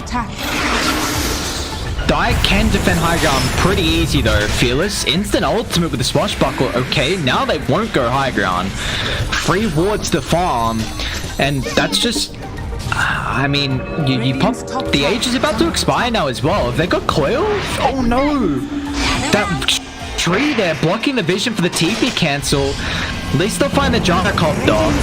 So Motivate finding 2 kills on the supports and just delaying this game. It's still only a 1,000 net worth lead for Signal Ultra, and Jackie's getting so much farm. This is about to be Skadi completed, and you know, you were really hoping to probably get all the outer towers with that first Aegis, and unfortunately you weren't able to do so. Couldn't do it. You have the Skadi completed after this creep wave. You've got that medallion now flying out to Lionex, which is going to be great, especially once he converts it into a Solar Crest. So much cheaper now, only 750 gold away.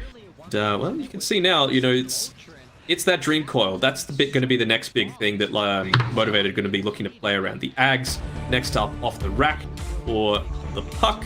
It just prevents this chase down lineup that Signal Ultra have. You know, DP much less effective, Bloodseeker much less effective. Even the Gyrocopter can't just straight up run at you.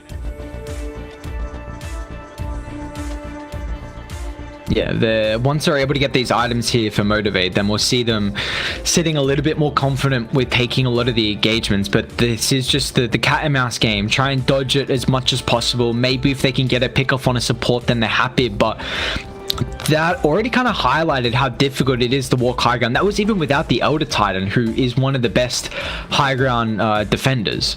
So they just, rip through the Shaman, and it's only going to get more difficult. And I guess, like, how do they actually siege from Signal? I know you've got Serpent Wards, but Medusa's so one of the better heroes to clean off the Serpent Wards, even the leaner as well with your attack range, attack speed.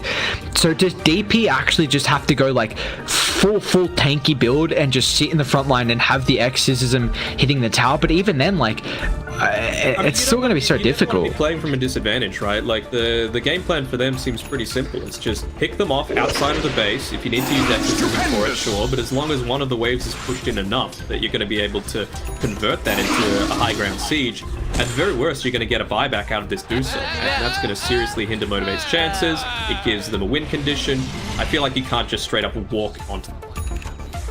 So Signal got to play for pickoffs here. So is that where now they try and itemize for these pickoffs then? My pension, precious bounty. I don't know. I feel like they're in a pretty decent spot right now. It's just about, neither team really has anything in the form of save right now. So if you can go heavy into the single target physical damage, why not? I'm gonna smoke up here. James, you got an arcane in the backpack to be able to utilize. Radiant's bottom tower is under And they got attack. some abilities available, ready to rock and roll. His Spidey sense was Once again. once again. Jackie's still just farming. It's gonna turn at the last second, but they still got the zip on. They found the Medusa outside the base dive. They need to come in over, but they're down from the southern side. Jackie drops up. He now has to stand his ground and man fight. But the ultimate's about to expire. He's losing all his mana now as well, so they're going after the Stone Gaze, and there goes the Medusa. Masaros, along with Q, were not able to connect from the bottom side of the map there, and now towers, they're going to be under threat. Yeah. This is exactly what they needed. Masaros, to his credit, he's doing the right thing. He's making sure that lane is pushed in, so you don't have the extra wave to connect to it. So you're not going to lose the racks, at least, but not a position you want to be in. A prize. And I mean, Jackie hadn't died in a while here, and that's just gonna. That was really nice from Jamesy. So they saw that the banner room was taken. They zip in to just continue farming. Immediately goes for the most likely spot that the puck might be. Interrupts his TP. That was really good by James. Oh no! I'm like, what's going on here? Who's getting picked off? Dire's middle tower is under attack. Cheeky business. It's what he needs to do, right? He needs to be playing on that side of the map so that if they do try and get overly aggressive, you can just cut waves. You've got the boots of travel yourself, so you're going to be able to rejoin the team fight wherever it might be. But, getting caught out that time. I mean, sometimes it's not always a mistake. Sometimes it's just a really good piece of play from Jamesy. And he's definitely a caliber player that is able to make those plays. We saw, last season for Signal Ultra, they had a very good run at the start of the season, but then slowly kind of diminished in their skill level as it went on. They were looking, they were undefeated, right? They were having their chances of making into the upper division, and then all of a sudden they just lost too many games, and we'll see if it's going to be another good start for them in this second season here. They did lose game one, but sitting with a 5,000 net worth lead now, it's through the past minutes, it's now skyrocketed in a more of an advantage. The Roche is up as well. It's going to be a pretty big timing for them. If you can have some way of having this Dusa having 2 lives, obviously going to be enormous, but you're not in a state right now where you can just walk straight on in and try and do it.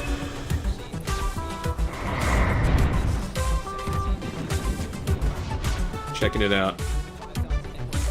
It's like Lionax, that's all his positioning is right now. Radiant's Can I top find out the tower enemy is under team? Can I attack. make sure they're not doing well? She is just the master of information. Radiant structures are fortified. And they've got very good ways on Motivate to scout out if Roshan is going on or not. The all-important one here from them to make sure that Signal don't get a pick-off mid-lane. He's going to use the Euros aggressively. Now turns. James is stunned up. Looking to play. Where's the extra lockdown? It's going to be there from Q's Rolling Thunder with the backline. Lena's still going to fall. And Bing's able to sweep on through and get that kill. Without the Storm Spirit, they're going to look to find Van instead. Jackie's able to stand his ground. James is actually going to buy back. They still have a T1 tower, so we're close TP point. Dip on forward. Jackie protected. Manta out, but he burned all the mana right now. Nicely done with Euros. Stops the shackles, but it's not going to matter. Jackie's lost his life on the Medusa. Jamesy with that buyback, looking for more, as well as Lion Axe going further and further back inside the base, so making underneath the T3 tower, but Jamesy's still got some mana to utilize, and that he will. Full end up dropping on Motivate and Signal. They can now go up the high ground here. They can. You've got the siege creep. They did a good job to make sure the aggro stayed on the heroes instead of the catapult. It's going to be a hard ask to try and tank up all of this damage, especially now that Exorcism is available. But you got Spirit Siphon, so Van's like, you know, just wait, why you hit those creeps? I need to hit Bottom those. tower has fallen. Really nice though. I mean, it cost them the buyback on the Storm Spirit, but again, it was a mid-for-mid trade, and it would enable you to kill Medusa and transition this into a bit more of a push. I don't think they have the burst damage to be able to take him down. Dire's bottom barracks has fallen. This has just been... This is a complete reversal. Like, Yeah. they looked well off it in game number one, and you know, some of that came down to the draft for sure, but even the movements that were happening throughout the map for Signal weren't anywhere near what we came to expect from them, at least from their season 1 form. This time around, it's solid. You know, there's nothing really that you could point out as a big point of failure for them. Yeah, no, there really is. It's been a solid game. Motivate. Nice silence from Van. James and Cole, he's stuck out. This is massive. They're able to bring him down because he just brought back. This could turn the game for Motivate. All of a sudden, we were seeing the praises for Signal Oddshot, but now they're probably going to give up Roche. No buyback on these two heroes. Uh-oh, we spoke too soon. I was about to say, literally, I was like, the one thing that Motivate can do is they know the Storm brought back, they know that Roche is the next thing that they want to be able to contest. So maybe they can catch them out there. I didn't think Signal were going to go for it when they didn't have Exorcism up on cooldown yet. But, well, turns out they did. Oh my. What's this shard now on Medusa? Let's see this. Cold-blooded. Just sends a snack back, gives them a little bit of extra mana. They got a lot of single target right now on Signal's side as well. Electric Vortex, the Shackles, the Ether Shock, the Hex, the Homing Missile, the Spirit Siphon, the Rupture. There's a ton. And 12-second cooldown.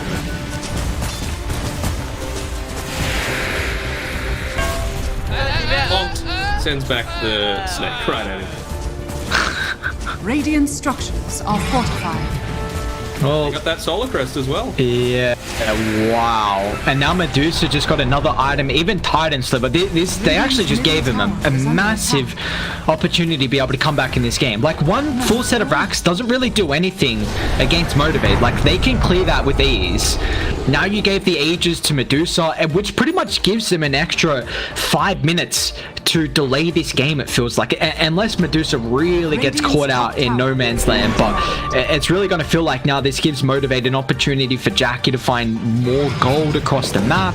You know, you got that big item, like you said, in the Solar Crest. Is what else is getting picked up here?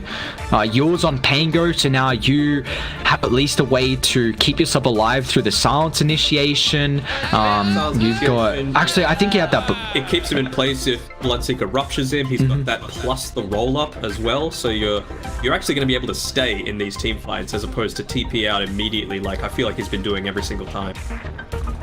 Yeah, now Lena's got Aeon Disc as well, so another way to prevent the initial burst potential.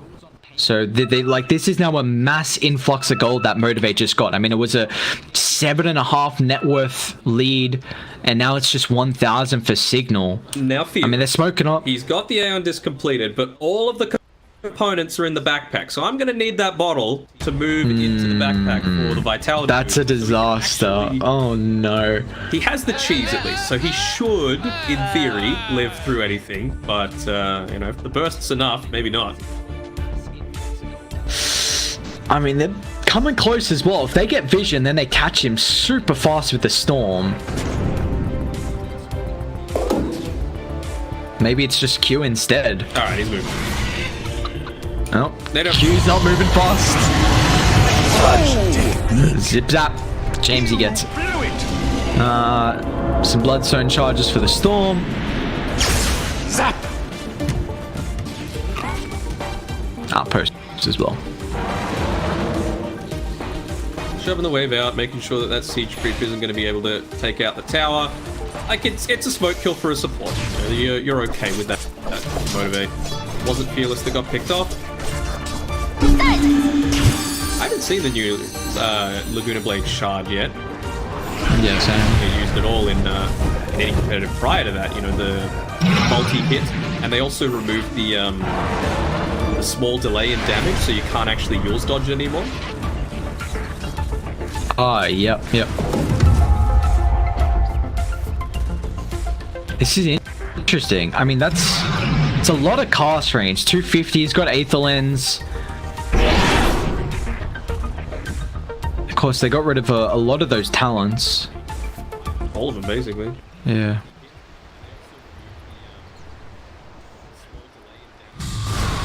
See? How long left on the Aegis? Yeah, still 2 minutes here. Just a farming Aegis, really taking that out of the hands of Signal Ultra. Maybe a farming Dire's Aegis, maybe middle looking to tower take is this under tier 2 attack. tower so you can at least grab the enemy's outposts. You know, they had the alright situation with Radiant's experience at the very bottom start, tower is but under attack. started to swing Dire's also a middle lot tower more in is Signal's under favor. attack. 12,000 additional experience across the board for Signal right now, so they're going to look to try Radiant's and bottom take that tower outpost has back, fallen. get it swinging a bit more towards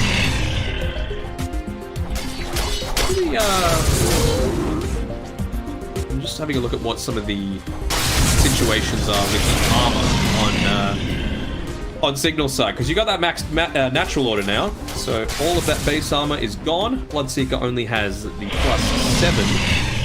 so not the most for him. DP has the plate mail at least from the Shiva's guard, so she's doing okay. Storm Spirit though, it's all base armor, so he's going to be C-0 if he ever gets caught out.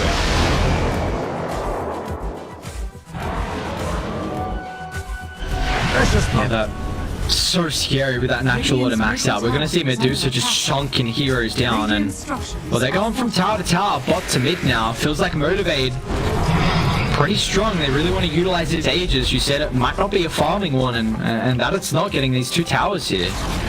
It's just Radiant's middle tower some has map fallen. control, and those towers can be important, at least for, you know, buyback status to rejoin fights. That, plus the fact that they actually used the Fortify on that wave. Yep. So, I mean, you lose a fight, and any wave is pushed in, they can take these towers out pretty quickly. They realize they've got the timings up for the Aegis, they all TP back to the base, they're going to look to smoke up very shortly.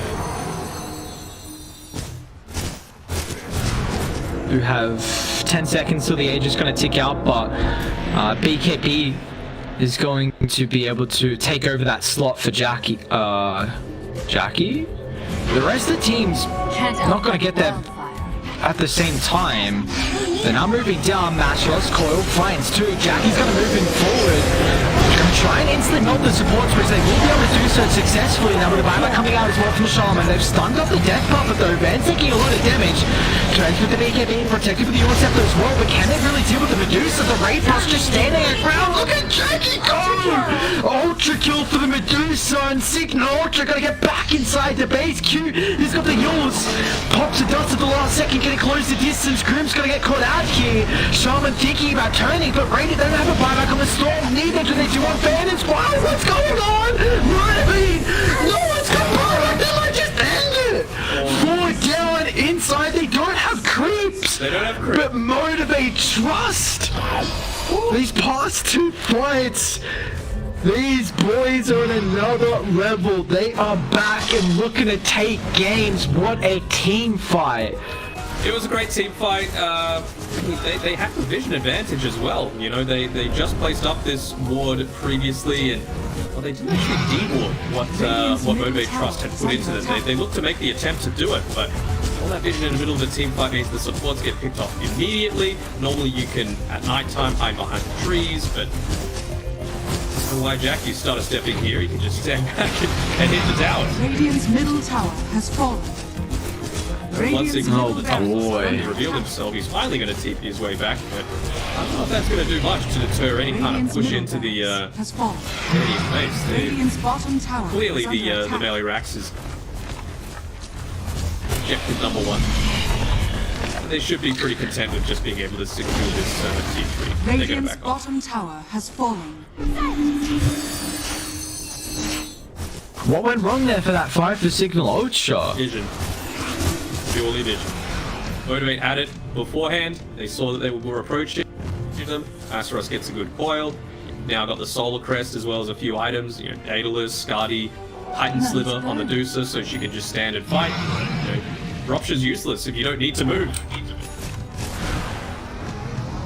Yeah, that's one of the beautiful things about the Medusa in this matchup. When you get farm, you're able to stand your ground, and you know, the item build that the ET's going for, Glimmer, Solar Crest, heavily going to buff up the Medusa, Radiant.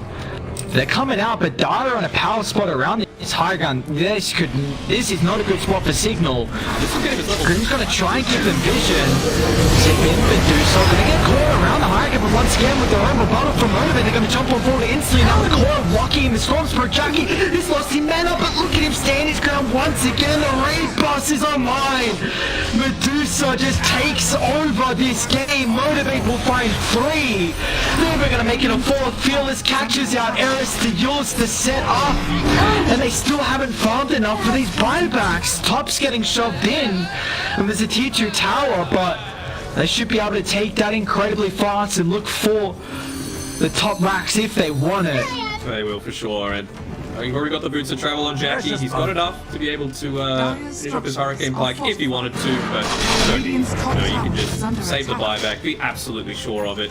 Now level 25 split shot using those modifiers, so Skadi hits on absolutely everyone in these team fights, makes life for the Pangolier a lot easier too, just those chain lockdown. Radiant's top tower has fallen. Looking rough here now for Signal. I mean, just the Radiant's top tower entire is under momentum of this second game has swung to Motivate through the past couple of fights here, and now what do? You buy back on the Bloodseeker, and now that's just, you've reset on Motivate. They didn't have to do anything. Pushes up. Radiant's top tower is under attack. The fight around Roche, which brought them back in this game, and now they're ones with a 17,000 net worth lead. Medusa level 25 has got that split shot modifiers, and third Roche of the game. Third Roche of the game, you've also got the Spell Prism on the puck, so GG, 20 supports wanting to cast spells this game. It's not going to happen. Are they going to take any damage, or are they just going to keep getting these chain lucky shots? One hit. Alright, what do we got? Hanger got cheese, got shot. I'd give the refresher over to the puck. Yeah. Having double Ags coil, way too good. Do you want double Laguna? Yeah, you definitely... Can you... Nah. Yeah, they do. Yeah, Lena's got double the shot now. Oh, sorry, got the refresher shot getting... did he pick it up or did he swap it? I don't think he bought the shot. I guess not. I guess it's kind of important to just be able to burst one hero down. What is the buyback status? What is... None at the moment on Signal's side. They've just been losing team fight after team fight. After that first pick-off, their win probability on Motivate went from like 30% to like 45, and I was like, that's not enough. Like that, just losing one big team fight against Medusa is disastrous. Well, now how do you start a fight against Medusa? Like, what do you do? What a Lotus Orb. What a Lotus Orb. Just zip zap. Try and play like that. But Jackie, No, you got you cannot. Actually, Radiant's top barracks are under attack. at the very least, try and force out some of these BKBs, but that's the luxury of having the Aegis, right? You don't need has to. been killed. Radiant's top barracks has fallen. Well, now they can sweep on through bottom if they want to, and that they will. They'll start with the Vortex, drag back BKB, but a double coil once again. Stonegate's gonna force them to reset here. Radiant gonna get turned to stone. In fact, they face Jackie now with the Rolling Thunder. Nice use of the shot from Q. Bloodseeker, no buyback. That's a dieback for him. Van's gonna get brought down as well. They might find the first life at Jackie, but they still can't even kill the Deucer. Give him the cheese. Give him everything. Yeah. It's really convincing. Like, you didn't even use everyone that time around to try and, take him out. It seems a little bit odd, and of course, just facing back into a stone-gazing Deucer is not it. It ain't it at all. There we go. Motivate Trust. Welcome back, boys. They're going to be able to take their first series in Lower Division Season 2. A great way for them to come back after the back of some incredible team fighting at the later stages. And Motivate looking strong here, Daniel. At least this time they were able to drag it out to 40+ minutes, but they had a huge window. They were playing so well before, like, the 25.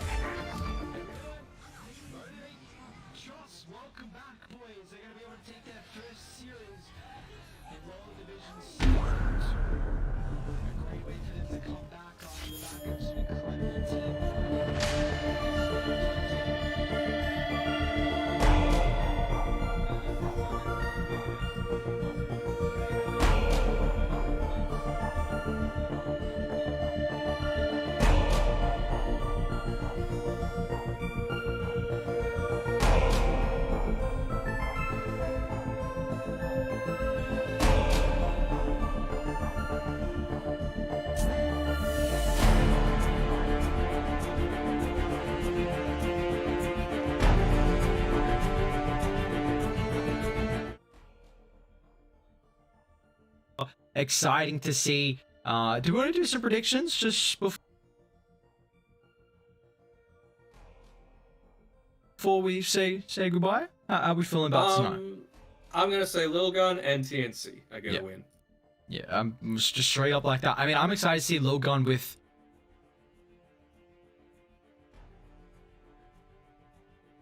I feel like the cheese Huskar has to be banned. And I'm Huskar, Brood, yeah, Lone Druid, everything. Like Matumba Man's building like ranged Lone Druid again. Before we say goodbye, how are we feeling about tonight? I'm gonna say Lil Gun and TNC are gonna win. Yeah, just straight up like that. I mean, I'm excited to see Lil Gun with.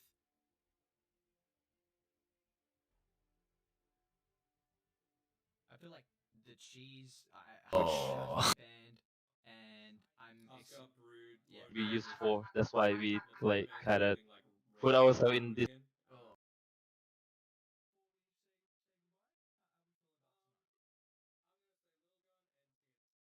advantage. It's like the huge one. Yeah, I wanna talk to you about game 1. When you saw that the Alchemist was +5, what went through your head? What? What was it?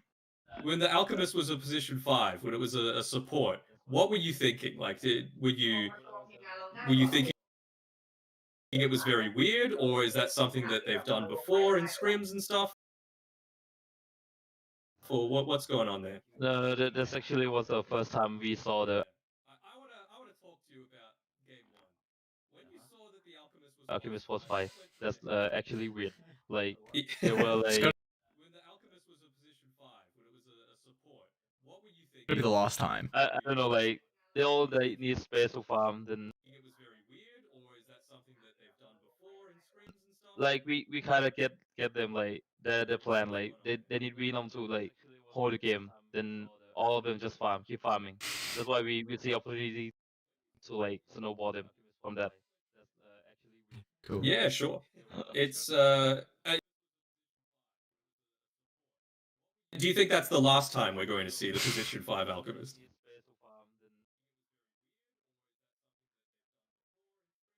Like we kind of get them like I don't know. That's in my That's a room. yes. Unless they Yeah, sure. It's pull it that's a out. yes. That's a yes. Unless they pull it. Yeah. So next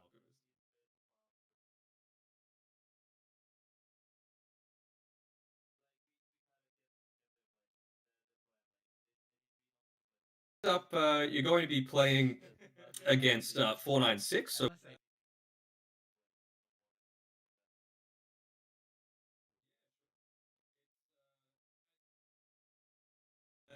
one of the teams that actually came from the upper division. They got relegated down to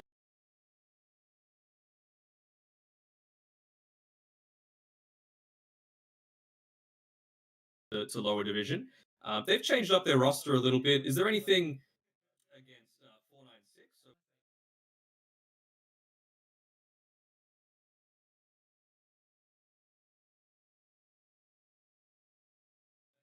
one of the teams that actually came from the upper division. They got relegated down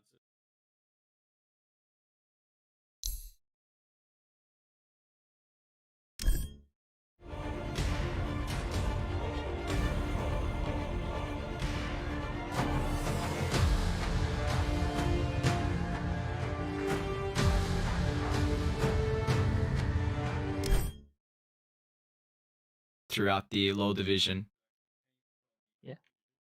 Awesome. Well, congratulations again. It's going to be a while until your next game. I think it's next week, but there's plenty of Dota for you guys to watch. That's for sure. So hopefully we can see some cool new stuff coming out there. I saw a few of the bands that you were.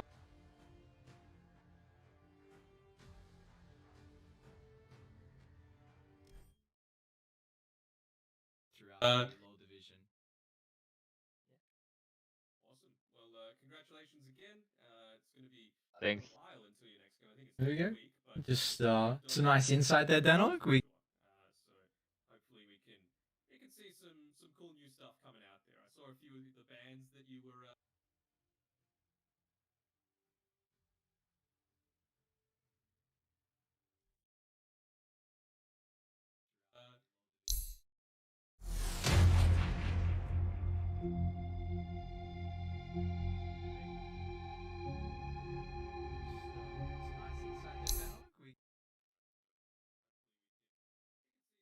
That, but we'll be back tomorrow as well for low division action. We got 2 series tomorrow, so same time starting, and we'll see you guys all then.